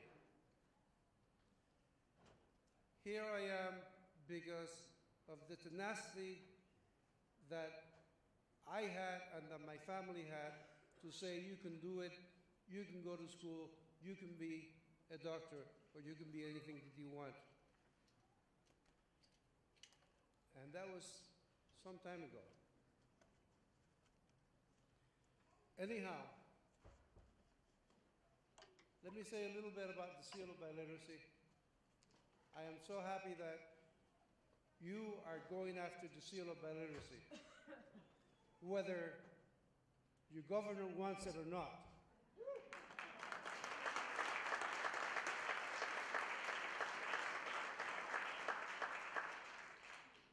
You have to have that tenacity not to give up, because I have never given up. I went to school not knowing any English when I went to high school, by the way, and I didn't give up. Don't ever give up, and stay in course on behalf of our children. California was the first state that approved the seal of biliteracy in the legal sense, even though New Mexico was already giving its students the seal of biliteracy in a certain way. And when I went a couple of years ago, about 3 years ago, I went to a conference, a NAVE conference, and I heard Shelley Spiegel Coleman talk about the seal of biliteracy. I said to myself, this is something great. This is something that we can do in Illinois. By the way, I live in Chicago. This is something that we can do in Illinois. And what we have to do in Illinois. Because Illinois, after all, is a bilingual, so they say, a bilingual friendly state. And so I brought it to a small organization in Chicago, not even affiliated with NAVE. It's a little Chicago organization called Multilingual Chicago. And Multilingual Chicago, they said, yes, we want to do it. Let's pursue it. And then we started putting our heads together and saying, where do we go with it next? Do we go to the state, or do we go to Chicago, to the Chicago Public Schools? I tried the Chicago Public Schools, wrote a letter to Barbara Bennett, the chief of schools in Chicago, and it took, waited a month, 3 months, 4 months, never heard from her. In the meantime, I approached the state rep, Mexico-Americana, of course, and she said, this is great, we want to do it in Chicago, in Illinois. She took it to the state, gave it to a friend of hers in the Senate, and it just happened that the friend of her I had known from her days in high school, Iris Martinez. And Iris Martinez took it and ran with it. Next thing I know, we went to testify. It was unanimously approved by the Senate Education Committee. Republicans voted for it, Democrats voted for it. Then it went to the House, and the same thing. It passed both houses without any opposition. I was, to tell you the truth, I was surprised. I expected some people to to say, no, we don't want it. But it passed unanimously. And now we're just working on it, see how the state wants to implement it. I am in the committee with the state. I am in the committee with the Chicago Public Schools. But there are many, many districts already showing interest in it. Elgin School District 46, as well as others. But the surprising thing was that the richest high school district in the state, New Trier High School, they're interested in it. So we're looking to run with it. We're willing to share everything that we did and the brochures and everything regarding the seal of illiteracy. Nothing is copyrighted. It's there for you to lay your hands on it and just work on it.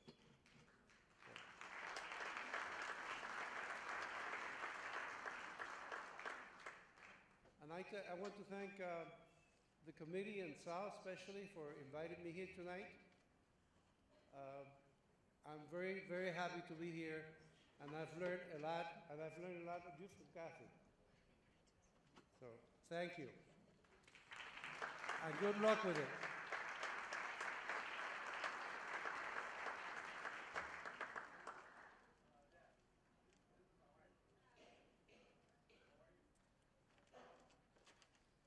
Thank you, Dr. Cruz. We look forward to the collaboration and some insight on the process over in Illinois as well. Our theme this evening is El Mundo en sus manos, siendo bilingüe. Being bilingual, the world is in your hands. For this segment of tonight's program, we'd like to highlight TUSD bilingual education successes with a panel of experts who have agreed to share their personal experiences with regards to bilingualism. First, we have Dr. Kathy Escamilla, who previously was a bilingual education director in TUSD. If she could join us up here.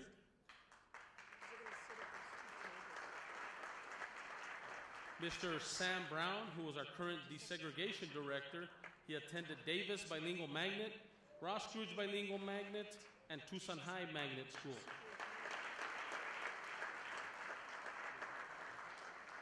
Janice Keel, Human Resources Information Systems Specialist, attended Harriet Johnson. Oh, she is absent. Okay, so she couldn't join us today. I think she said she may have a work schedule. So we'll continue here. Julian C. Herrera, a Tucson Fire Department paramedic firefighter, previously a TUSD bilingual education 4th and 5th grade Hollinger teacher.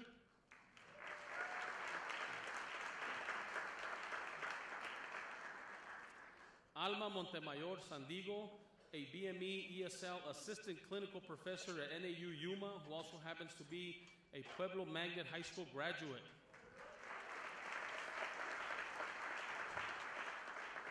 And our last panelist is Jesus Orduño, a Pueblo Magnet High School Spanish teacher. In 2014-2015, Jesus will be department chair for world languages. Jesus attended Warren, Pistor Middle School, and Pueblo Magnet High School. And again, thank you, panel.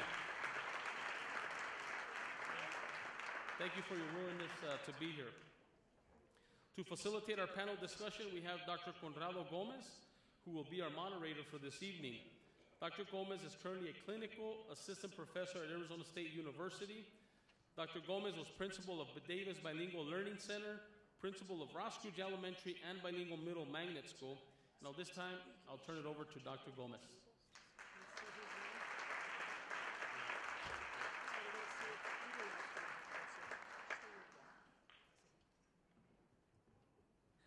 Bueno, pues muchas gracias y bienvenidos. Nomás unos 2 minutos para contarles una historia acerca de lo que me pasó a mí. En 1965, a la edad de 19 años, me mandaron a una escuela que se llama Pueblo High School, sin saber una palabra de inglés. Y Dios sabe cómo la hice, porque nomás me dieron 2 clases y mis maestros no sabían inglés, el español, de manera que tuve que aprender a lo bruto. Gracias a Dios tenía una ventaja Y la ventaja era que yo sabía hablar muy bien el español, sabía leer muy bien el español y sabía leer muy bien el español. De manera que con esas destrezas pude yo sobrevivir los rigores de la educación en inglés. De manera que yo empecé a leer inglés y a escribir el inglés inmediatamente porque no tenía ninguna otra alternativa. Por cierto que una vez me acusó el maestro de lectura, de que yo me creía mucho porque yo había escrito una palabra en inglés que ni él sabía. Y la palabra era la traducción de la palabra del español esperanza. Y de manera que mis amigos chicanos me podían ayudar. Y tuve yo que usar el diccionario que el maestro tenía, un diccionario grandísimo. Y yo me imaginé que si me encontraba una palabra que se parecía mucho a la palabra esperanza en español, esa iba a ser la palabra que yo iba a usar en inglés. De manera que me fui al diccionario y S-P-E-R-A-N, and that's where the similarities stopped. And I figured, you know what, two words that look so much alike, that start so much alike, must mean the same thing. So I used the word in English and wrote it in my English essay, but the teacher didn't know the word. And he asked my Chicano friends where I had gotten the word. I said, well, you guys couldn't help me, so I had to go to the dictionary. So my teacher told my Chicano friends to tell me that I was arrogant for using a vocabulary that he was not familiar with. And how unfortunate it is, those of you that are bilingual teachers, you're going to be teaching words in Spanish that are not very common in English. Therefore, you're helping your students to grow cognitively. Esperanza es una palabra que no ustedes saben que todos los mexicanos usamos la palabra esperanza en todas las canciones que tocamos. Que sin esperanza, con esperanza y esperanza aquí, esperanza allá. De manera que es una palabra muy común, si en inglés no lo es. In fact, it's an obsolete term anymore. It's no longer even in the dictionaries. But I by the way, back then in '65, I came up with a strategy that now has a name, but nobody's giving me credit for it. And it's called a cognate strategy. A cognate strategy. 2 words in 2 separate languages are written similarly, are pronounced similarly, and mean the same thing. Guess what? They come from the same root, therefore. So that's how I learned English, by the way, overnight, in a hurry, because I had no choice. But what saved me was my Spanish. So I was a principal at Davis. I was a principal at Roskirch, and retired in 2000. And I became a professor in some big university up in Tempe. I'm not going to say the name. Before I used to have the ASU logo all over my car, but I had rotten apples and all kinds of other things on it, so I stopped. But anyways, okay, well, let's get to the task at hand here. So the first question that we have then is, and by the way, Sal gave me, the list here. In fact, when I came, I didn't see Sal around, and I didn't see him until a few minutes ago. He was behind me.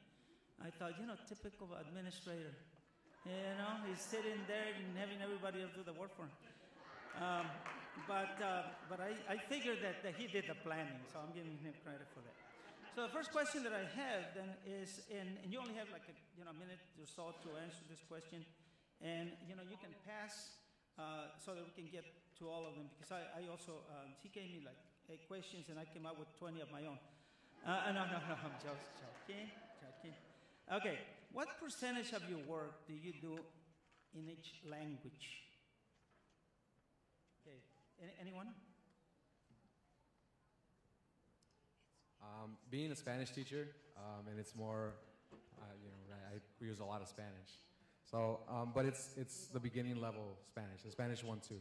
So you have to tap into, of course, the English. Start off the year, it's actually the opposite of the model. It's 90 English, 10 Spanish, and you keep moving on. And we reach, 50-50, and then you try to reach more Spanish, of course, trying to get the fluency in Spanish. But it's the same same logic where you're reaching into both the English and Spanish aspects of these the kids' language skills. Because these kids, even though it's beginning Spanish, being from this community, they already have their base. So there's something that you can grasp onto culture-wise, language-wise, or from the grammar that they already know in English. So in my job, personally, I use both languages quite a bit. What about anyone that is in a field other than education? Is anyone here that you said that you were some what is it? Work for the fire department. What about you? How do you use the two languages? I guess it really depends on the side of town that you work on. There's pockets of all different languages in the city. I happen to work here on the south side of Tucson, so Spanish is extremely important. I guess if I had to give it a percentage, I would say 30 to 40% of the time I'm using Spanish on calls. I'm in the business of showing up when people are scared or sick or hurt or pretty chaotic situations. So the ability to use the Spanish in those situations is very, very beneficial because, part of my job is not only to treat and help people in those situations, but is to help calm the situation down. And because I work on this side of town and Spanish being the predominant language, it helps to have that ability. And isn't it true that you get paid 3 times as much as everybody else for speaking? I'm being facetious. But you should, right? Unfortunately, we haven't gotten to that point yet. Is there anyone else that would like to add to that one? What percentage of work do you do in English and other languages? Is there anyone that would like to add? Well, Kathy? Well, what I would like to say, first of all, I want to publicly thank you, Conrado. He was the principal of the school when my children were in school, and he survived the 2 traviesos that were my children. But I want to say that I had a son who was very resistant to learning Spanish. We sent him to the dual language program precisely for that reason. And he would come home and say he was never going to use Spanish, he never wanted Spanish, and then he became a dual language teacher. So I'm very proud of him. And I want to say, my daughter, on the other hand, loves Spanish, but didn't like anything about conjugating verbs, and she's still that way. So salga como salga, she speaks Spanish all the time, but without conjugating any verbs. She just speaks in infinitives. But if you were to ask the two of them, my son would say he's not very proficient in Spanish, and he's actually much more proficient than she is. My daughter's the first one. When somebody says, "Are you bilingual?" she raises her hand, and my husband are like, "What? You said what? You told them you know what?" So I think that it's very hard in the work that I do. If I'm out at schools, I use Spanish all the time with the teachers, with the children, with parents. In my office, sadly, we don't use Spanish very much at all. So it's hard for me to estimate a percentage. We've tried things like having our research meetings in Spanish, but then we have to think about how you say all the stuff that we made up in English. I don't mean made up. All the wonderful concepts that we have developed. We have to think about how you actually say that in Spanish, and that's not easy. So I wish it were more, but Spanish has very specific context in which I use all the time, and I'm very, very happy that I have that opportunity. Thank you, Kathy. Yeah, I remember there was, what year was that? 84. And Kathy wanted to, her husband, Manuel, wanted to enroll the kids at Davis, but because their last name is Escamilla, they couldn't attend Davis. And I said, Manuel, but wait a minute, isn't your wife white? Yeah. Well, I said, why don't you just give her the white label? He said, no, I can't do that. I'm not Mexican, and these kids. I said, Manuel, don't you want your kids at Davis? So, yeah, well, then that's the only way. So it took me a long time. One of these days I'll see Manuel and I'll laugh at him in his face. Is he here? Chihuahua. Manuel, is that you? You know what? I'll tell the joke differently. He's here. Why didn't somebody warn me? Okay. All right, let's go to this. God, it's going to take us all night at this rate. Okay. Number 2, how true is it that most bilinguals tend to have a stronger grasp of one language over the other? How true is it? Now, basically, by the way, this question is a claim that some people have, right? That most bilinguals tend to have a strong grasp of one language over the other. Now, let's start with anyone at this table? I'll begin then. Okay. I believe that, and what I've seen with the students that I work with, I work at the university, and the students that I work with are future teachers or teachers who are completing their master's in bilingual education. And in a way, it depends in the context. And if I think of myself, well, of course, I learned English when I was already 17. So, of course, I have an accent. But my husband doesn't. He's bilingual. That means he can move from one language to the other with ease. And so I believe that people can become bilingual and manage both languages as one, because for some, it's only one language. And so I believe that is very possible. And I believe that others, like in my case, I'm stronger depending on the context. So if I'm teaching, I'm probably going to have an easier time teaching in English. But then again, if I'm home with my daughter, that's going to be in Spanish. Good. Okay, anyone else? Oh yeah, well, let's go to, hey, that one went fast. Okay, here's the next one. How did the influence of family and school affect your bilingualism and biliteracy? Sam, let's hear from you. I think, because I know your history. By the way, Sam was a kindergarten student at Davis when I was the principal. And then when he graduated from 5th grade, went to 6th grade, just to make sure that he behaved, I followed him to the middle school. And then in the high school, I became his legal guardian, and it's a long story. Sammy. Yeah, so from kindergarten to age 18, I had Papa Conrado.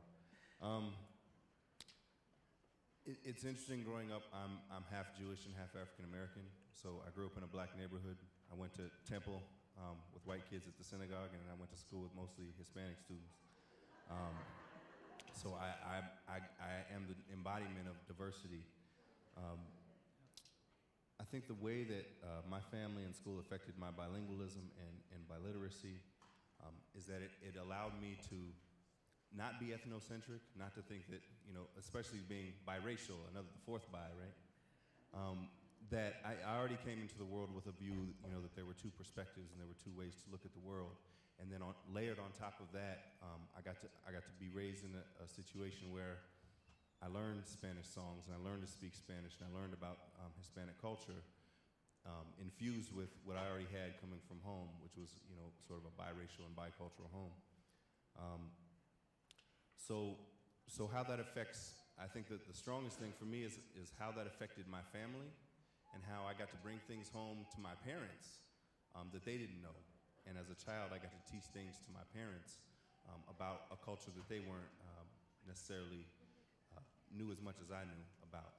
And got to bring them to events like Las Posadas at Davis and bring them to, I danced folklorico at Roscrooge and bring them to my performances. So it extends past just the student, but also to that student's family when you're involved in bilingual education. Anyone else like to add to that, the role of family and the advancement of bilingualism, biliteracy? Yes, sir? I'd like to add to that. I did not have the opportunity to go to the Tucson Unified School District, and I went to school in a district that bilingual education was not a possibility. I have a mother that grew up in Mexico that loved the language of Spanish and incessantly tried to teach us Spanish. On the other hand, my father grew up in a small town in South Texas, a border town, where, like some people mentioned earlier today, he was punished, even spanked for speaking Spanish. So his attitude was that we were going to learn English at all costs. So he spoke to us strictly in English, even though he was bilingual and spoke Spanish as a first language. His attitude was that his kids needed to learn English to not go through the same type of experiences that he did. My mother tried and spoke to us in Spanish, and we always answered in English, my brother and I. And it wasn't until later in life that I understood how much I'd missed out on in my early life. All my friends spoke English. I went to a school where everything was done in English, but I wasn't able to communicate very effectively with my grandparents and other family members that lived in Mexico. So later on in life, I decided that I had to put forth an effort and try and learn some of my culture in Spanish, and it was a little bit more difficult. I wish that I'd had that opportunity earlier on in life, and that's why my children go to Davis now, and I'm trying to make sure that they get those opportunities at a younger age. Yeah, this question is very important, and I'm glad that you brought it up, Sal, because research has been done on this, and it seems as though there's pressure on parents to lean towards English, and research indicates otherwise. It seems as though cognitively children will continue their development if parents stress the importance of the what we call L1, which is a native language, and in this case, in this area, Spanish. And we have found out that these kids perform at higher levels than those students whose parents dropped the native language and went into English for a variety of reasons. It's fascinating research. And because we work with parents, I think that we need to become familiar with this research, because I think that we run the risk of giving the wrong advice to parents sometimes without really wanting to. By telling them, don't speak Spanish to your kids, go to English. Well, how in the world can communication happen, right? So I don't know if anyone else went through that process. But again, I would hope that there's less and less advice of that type being given to parents. So very good question. Is anyone else? I was going to just add to that very quickly. I realized when I got married the importance of having a good relationship with my mother-in-law, and she didn't speak any English at all. And I learned the difference between tú and usted, and I studied it for years and years and years and years in school, and I realized that all those years of Unamuno and Pablo Neruda didn't help me when I needed to say fabric softener. I just realized so many things, and I would have missed out on so much if I hadn't tried to build a good communication with my mother-in-law. And fortunately, she was a very patient teacher, so I can't emphasize the importance of family relationships, and what a shame it would have been if I hadn't had a personal, if I'd had to depend on someone to always talk to her through me instead of establishing my own relationship. I think it's just critical. I'm going to skip over a couple of these because I have my own preferences. Sal, you came up with a crucial one here. This is. I don't know if Kathy, you can help us with the research that has been done on this one. But I'm going to number 7, by the way, which reads: what kinds of reactions have you received from the public regarding your use of 2 languages? Okay, anyone? I know that. Well, my baby, she's gonna be 2 years, and I know that when I go to public places, many people look at me weird or different if I'm speaking to her in Spanish. I know that they would prefer me to be just speaking to her in English, but I know what I'm doing. Okay, anyone else? Sam? Yeah. So particularly not being Hispanic and being in the community and all over the country, when you I'm not fluent in Spanish, but I can understand it enough to have a conversation, and to see the people's eyes open up when you can understand them, when they don't expect you to be able to understand them, and be able to communicate. It's such a powerful tool, I think, for all people, just to be able to communicate, particularly when people don't expect that you can. Now that's those are positive reactions that you get, right? What about the other side of the coin? Have you ever gotten an opposite reaction? And sometimes it's not verbally, but body language-wise. Anyone? Okay, well, I'll tell you what. I'll tell you my experience. My son-in-law is white, and since my granddaughter was born, I decided that she was going to be Mexican. Because we had, she has 50% blood, and that's the majority. But anyway, so I decided that I was going to be the Spanish model, and I started speaking in Spanish to her since day one. And in fact, that's language-wise. Culture-wise, when she was 3 months old, I threw whatever white stuff she was drinking out of the bottle and put menudo juice in there. She reacted kind of funny, started screaming. I thought, oh my goodness, she shouldn't. She said, doesn't have taste buds yet. But anyways, no, but more seriously, I started speaking Spanish, solely Spanish to them, to my grandchildren, since they were born. And every time we go to the store, I would get this reaction from people, like trying to move away. I don't know if you got in that body language, moving away from you, as if there's something wrong with me because I'm speaking Spanish to my grandchildren. But you know what? I'm 68 years old. I don't give a darn. You know what I mean? I'm gonna do what I think is right. But you do get this reaction, and sometimes you got to be real strong. Am I right? Otherwise, if you feel weak, you demonstrate that you're not totally sure what you're doing, then they'll take advantage of you. Not with me. I don't give a darn what they think. That was my posture, and I hope that you also convey the message to your parents. Hey, you're doing the right thing. By teaching them Spanish, you are helping them in English. There are so many words. The other day I ran into a word, by the way, I gotta share this with you. I ran into a word, D-I-V-I-N, divine. But the context was so unusual. I said, wait a minute, what word in Spanish do I know that fits this meaning? You know what the word was? Adivinar. And you know what we do, Mexicans do when we're little? We play adivinanzas. And the word fit perfectly. My Spanish helped me with, and it still helps me, even after living in this country over 45 years, 50 years, my Spanish is still of assistance to me. So there's a reason that I asked that, because we gotta tell parents, stick to it. Otherwise, your kid will be sorry later. We've already heard some of that here, haven't we? Now, I have another question. This one, Sal, I made up. All right? In what ways, where's my What other benefits, those of you that went to a bilingual program, I don't know who, besides Sam, who else went to a bilingual program? As a student, okay. Now, what other benefits are there besides bilingualism? From having graduated from a bilingual program, what other benefits do you gain?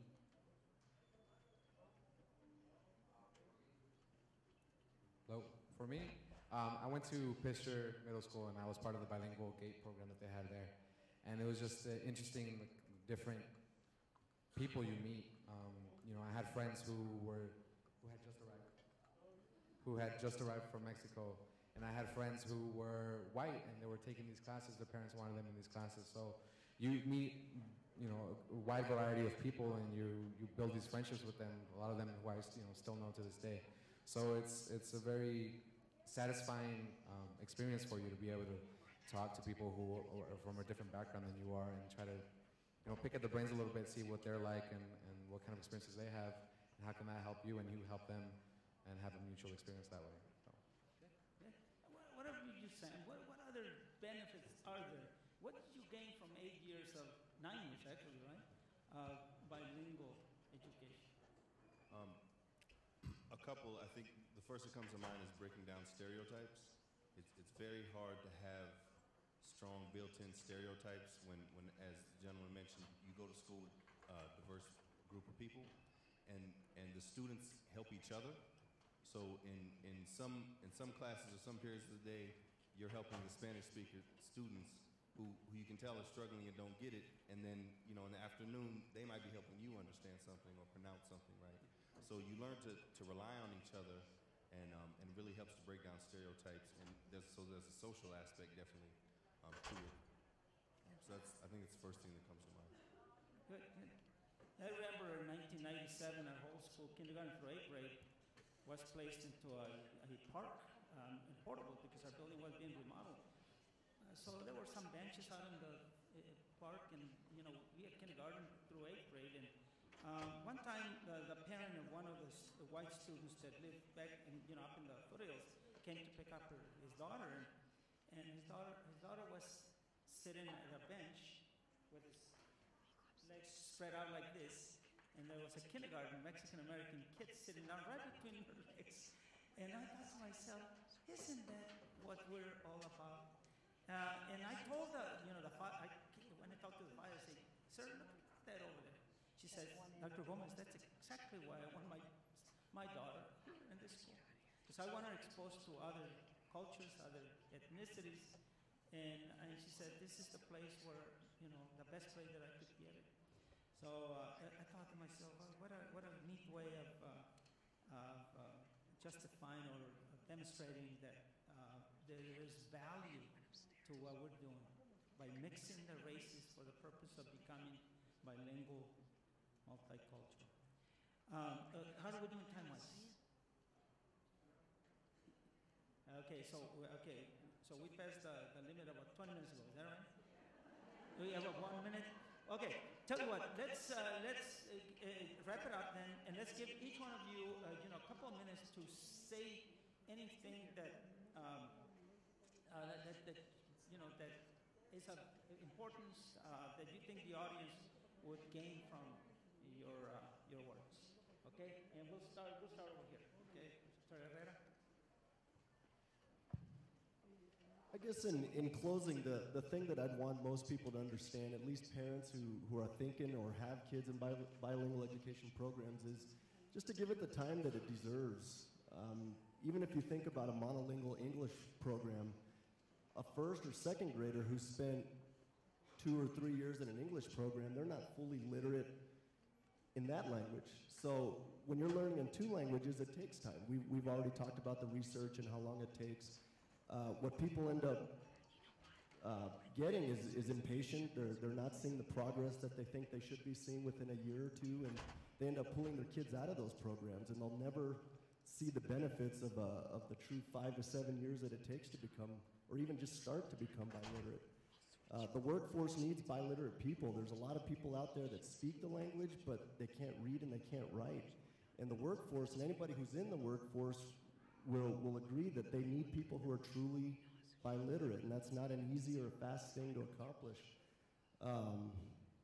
So be patient. And I know, being a former teacher, I know the pressure that's put on not only the administrators and the teachers and everybody. Everything is on accountability, and the only way that you're being assessed is with high-stakes testing. So to the teachers who teach in bilingual programs, stay true to the model that you have, because I know you're being held accountable by everybody except possibly the parents who have their kids in those programs, but stay true to it, because the research does show when the duration is completed, it will end up for the better. But it's just hard to give it that time and be patient. So, thank you. Okay, thank you. I just want to say that I know that in the area, I live in Yuma now, so where I'm from, I don't know if it happens here, but people see that if your first language is not English, that there is a deficiency, and we should never see that as a deficiency, but as a potential.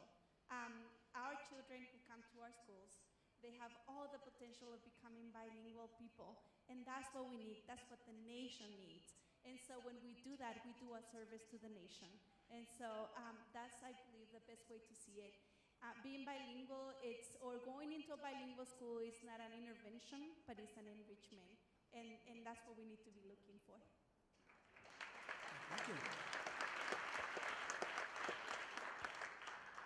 Something that I tell my students at the beginning of the year is the importance of bilingualism, and not just in the workplace or cognitively, how that helps you, but also socially and within your own family. I have plenty of nieces and nephews, and many of them struggle with being bilingual because they could not go to bilingual or to schools that had a dual language program.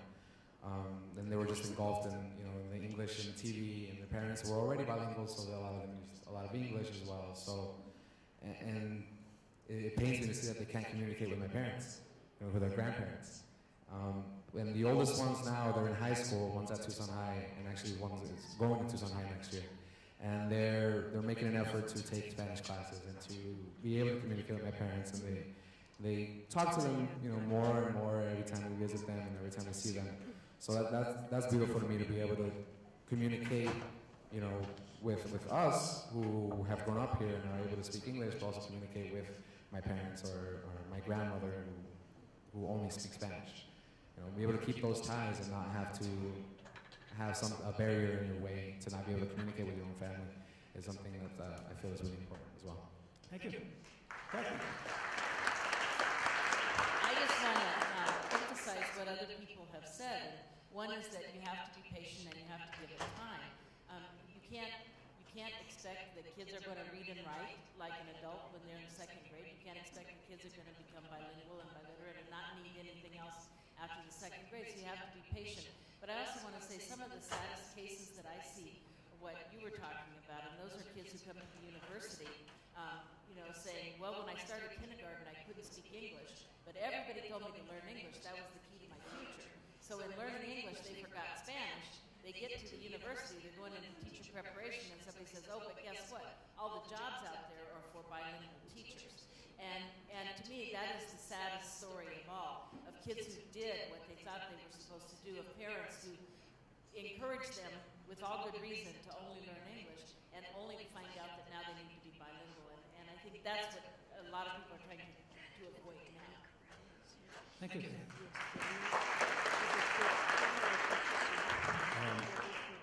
So I just want to share the beautiful thing that we have to offer our students here at TUSD are opportunities like this, and we have for many decades. I had a conversation with a gentleman a few weeks ago who wants vehemently to send his child to the Vail School District because their Ames scores are so great. And you know, we had a really good talk about, well, that's great that your kid will score great on the Ames, but how's your kid going to do in college, and how's your kid going to do when they get out into the world? And you know, there's schools in TUSD that have these sorts of opportunities that are beyond just scoring well on an Ames test. And so, you know, the first thing I just want to share is that, again, it goes much further than just language. You learn to be a citizen of the world, not just your neighborhood or your block or your area or region. I went to law school in Washington, D.C. I lived in California in the Bay Area for a while, and those areas are so multicultural. And you drive down the street and you smell 18 different kinds of foods. And that's an experience that you don't get to have so many times growing up in Tucson. But what we can give our students are opportunities like this, to be exposed to the rich cultures that are here, not just Hispanic culture, but Native American culture and African American culture that are very, very rich and have rich traditions in Tucson. So again, just to reiterate that the language is a piece of it, but the social piece is important as well in becoming a global citizen, and not just a citizen of sort of your block or neighborhood. That's really what bilingual education provides and is able to open our children's eyes to become more than, as mentioned earlier, just test takers. Thank you so much. We'll close this section of the program. Just a couple of things here. Before 2000, there were, I was talking to Leonard Basurto, who was the director of bilingual ed, and there were 30, 35, perhaps even 40 schools that had some type of bilingual offering for their students. In 2000, I retired and the number went to 2, and I said, is there a cause and effect here? I leave and the whole thing falls apart? No, I'm joking, people, I'm joking. Basically, in 2000, what happened is that Proposition 203 passed, and that just ruined it for all of us. Because it did away with one way of approaching the education of our children. So only about 2 or 3 bilingual or dual language, by the way, I cannot use the B word anymore. It was bilingual education, now they're dual language, which is okay with me. But only 2 or 3 schools survived. Now I was looking at your brochure here, by the way, and there are 2, 4, 10 schools that will have dual language programs next year. Now, that's a good sign, isn't it? The pendulum is swinging.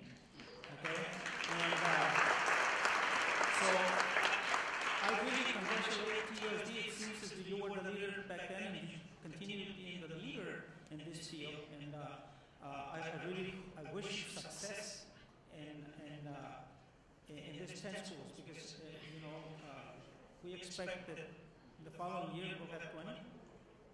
No, hopefully, right? But you know, you can do it. We did it once, and we can do it again. There's a desire out there. You know how to do it. You've done it before, and you can do it again. I wish you luck again. And I thank the rest of the panel for their great contribution.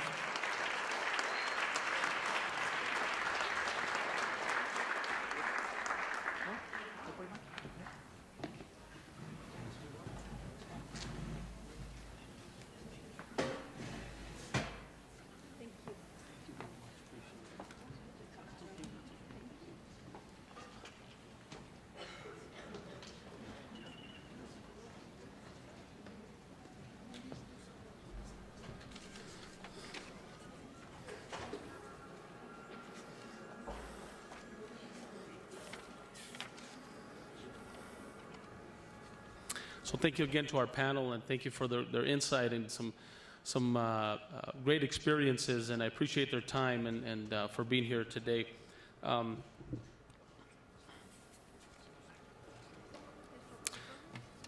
As we come to our end of our program here, let's see, I just want to make sure I have my information correct here.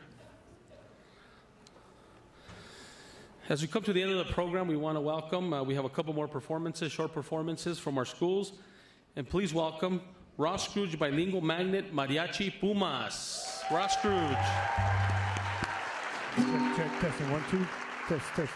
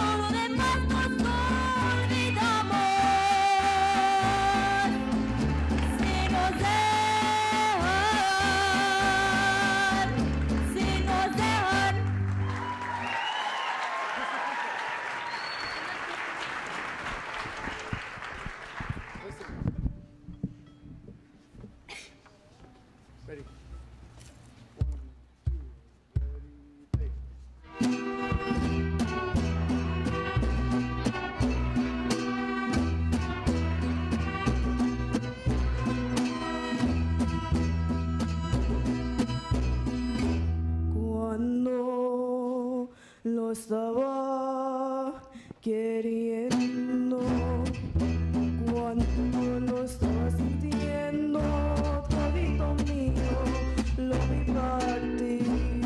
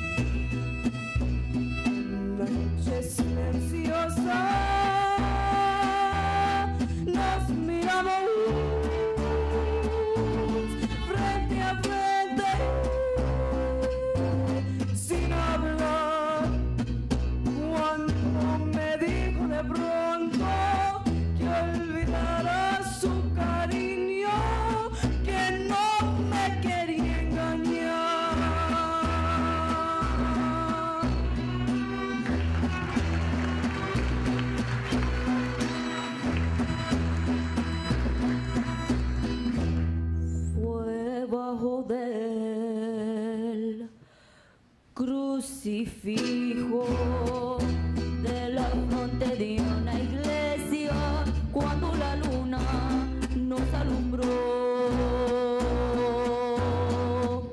Yo lo estreché entre mis brazos con ganas de detener yo, pero el orgullo me lo impidió.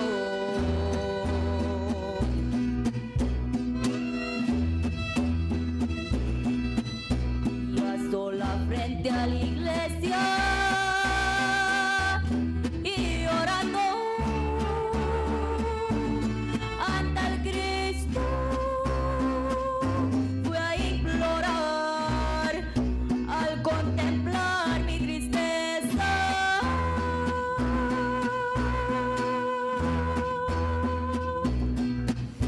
El crucifijo de piedra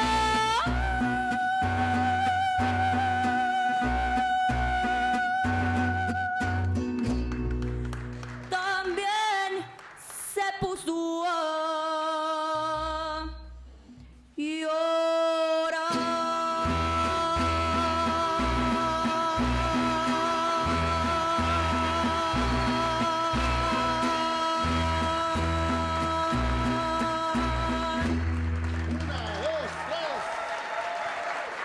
Gracias. Thank you very much. Thank you, Ross Cruz. What a voice on those two girls, right? Thank you very much. Excellent job. Thank you. For our final performance, we're now going to welcome Mariachi Aslan de Pueblo High School, who's straight from the 2014 Tucson International Mariachi Conference, won first place in the student showcase. So congratulations and much deserved. Ladies and gentlemen, Mariachi Aslan de Pueblo High School.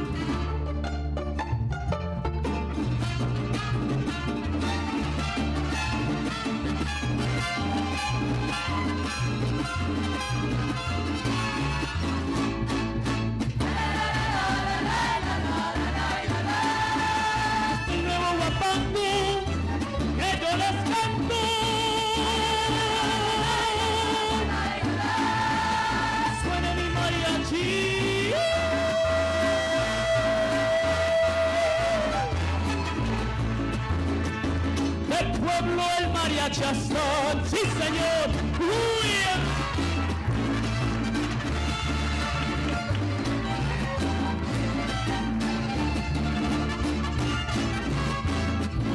Puro mariachi Aslan.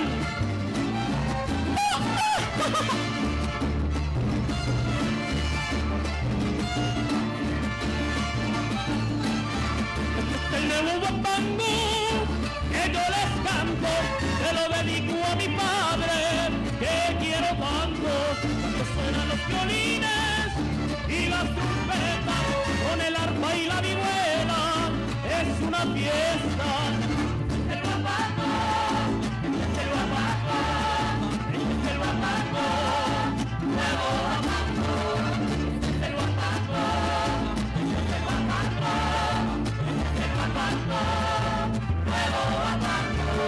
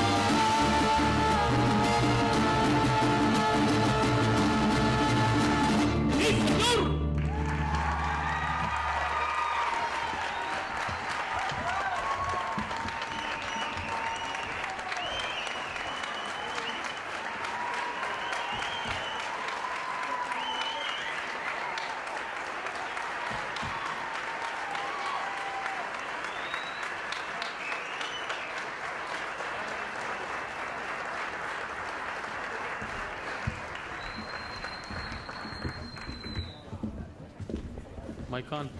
Wow, all I can say is wow. Now you can see why they were the first place winners at the International Mariachi Conference. So excellent job.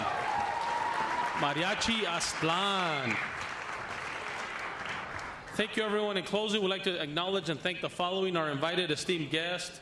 We'd like to thank our panel of experts. A special thank you to moderator Dr. Conrado Gomez for his return visit to TUSD. And we continue our partnership with ASU. Let's give another round of applause for all of our student performances. They did an excellent job today. We're also grateful to the following for the contributions: Los Viejos Amigos, League of Mexican American Women, the United Way. Also, we have a special recognition for artists in residence, as you can see in our PowerPoints, in our handouts, in your bags that you received, that art piece that was done there. This is in recognition of our artist in residence, who is also a specialist in our department, in our language acquisition department, C. Diane Alvarez. So Diane, would you be so kind of join us on the stage? Where's Diane? There she is. Come on up.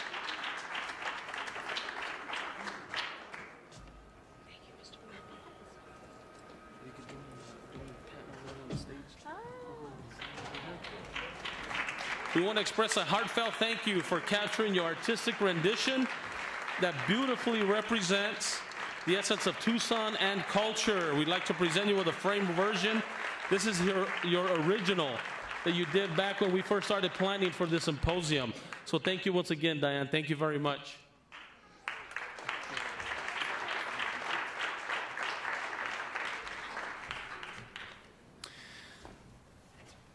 And thank you again for our participating schools. Please be sure to check out the wonderful displays of student work. I'm sure you've seen some of that out there. And then also, of course, I would like to sincerely thank the language acquisition team for all of their time and efforts. This has been a long planning process that we've had for this successful event. Wouldn't you agree that tonight was a success? Definitely. And for those of you that are still here, we invite you to enjoy some cake and punch, which is available in the lobby, along with some more of Mariachi Aztlán of Pueblo for your listening pleasure. So don't forget, parents, to pick up your certificate of attendance for your child. Thank you. Have a great evening. Buenas noches. Thank you very much.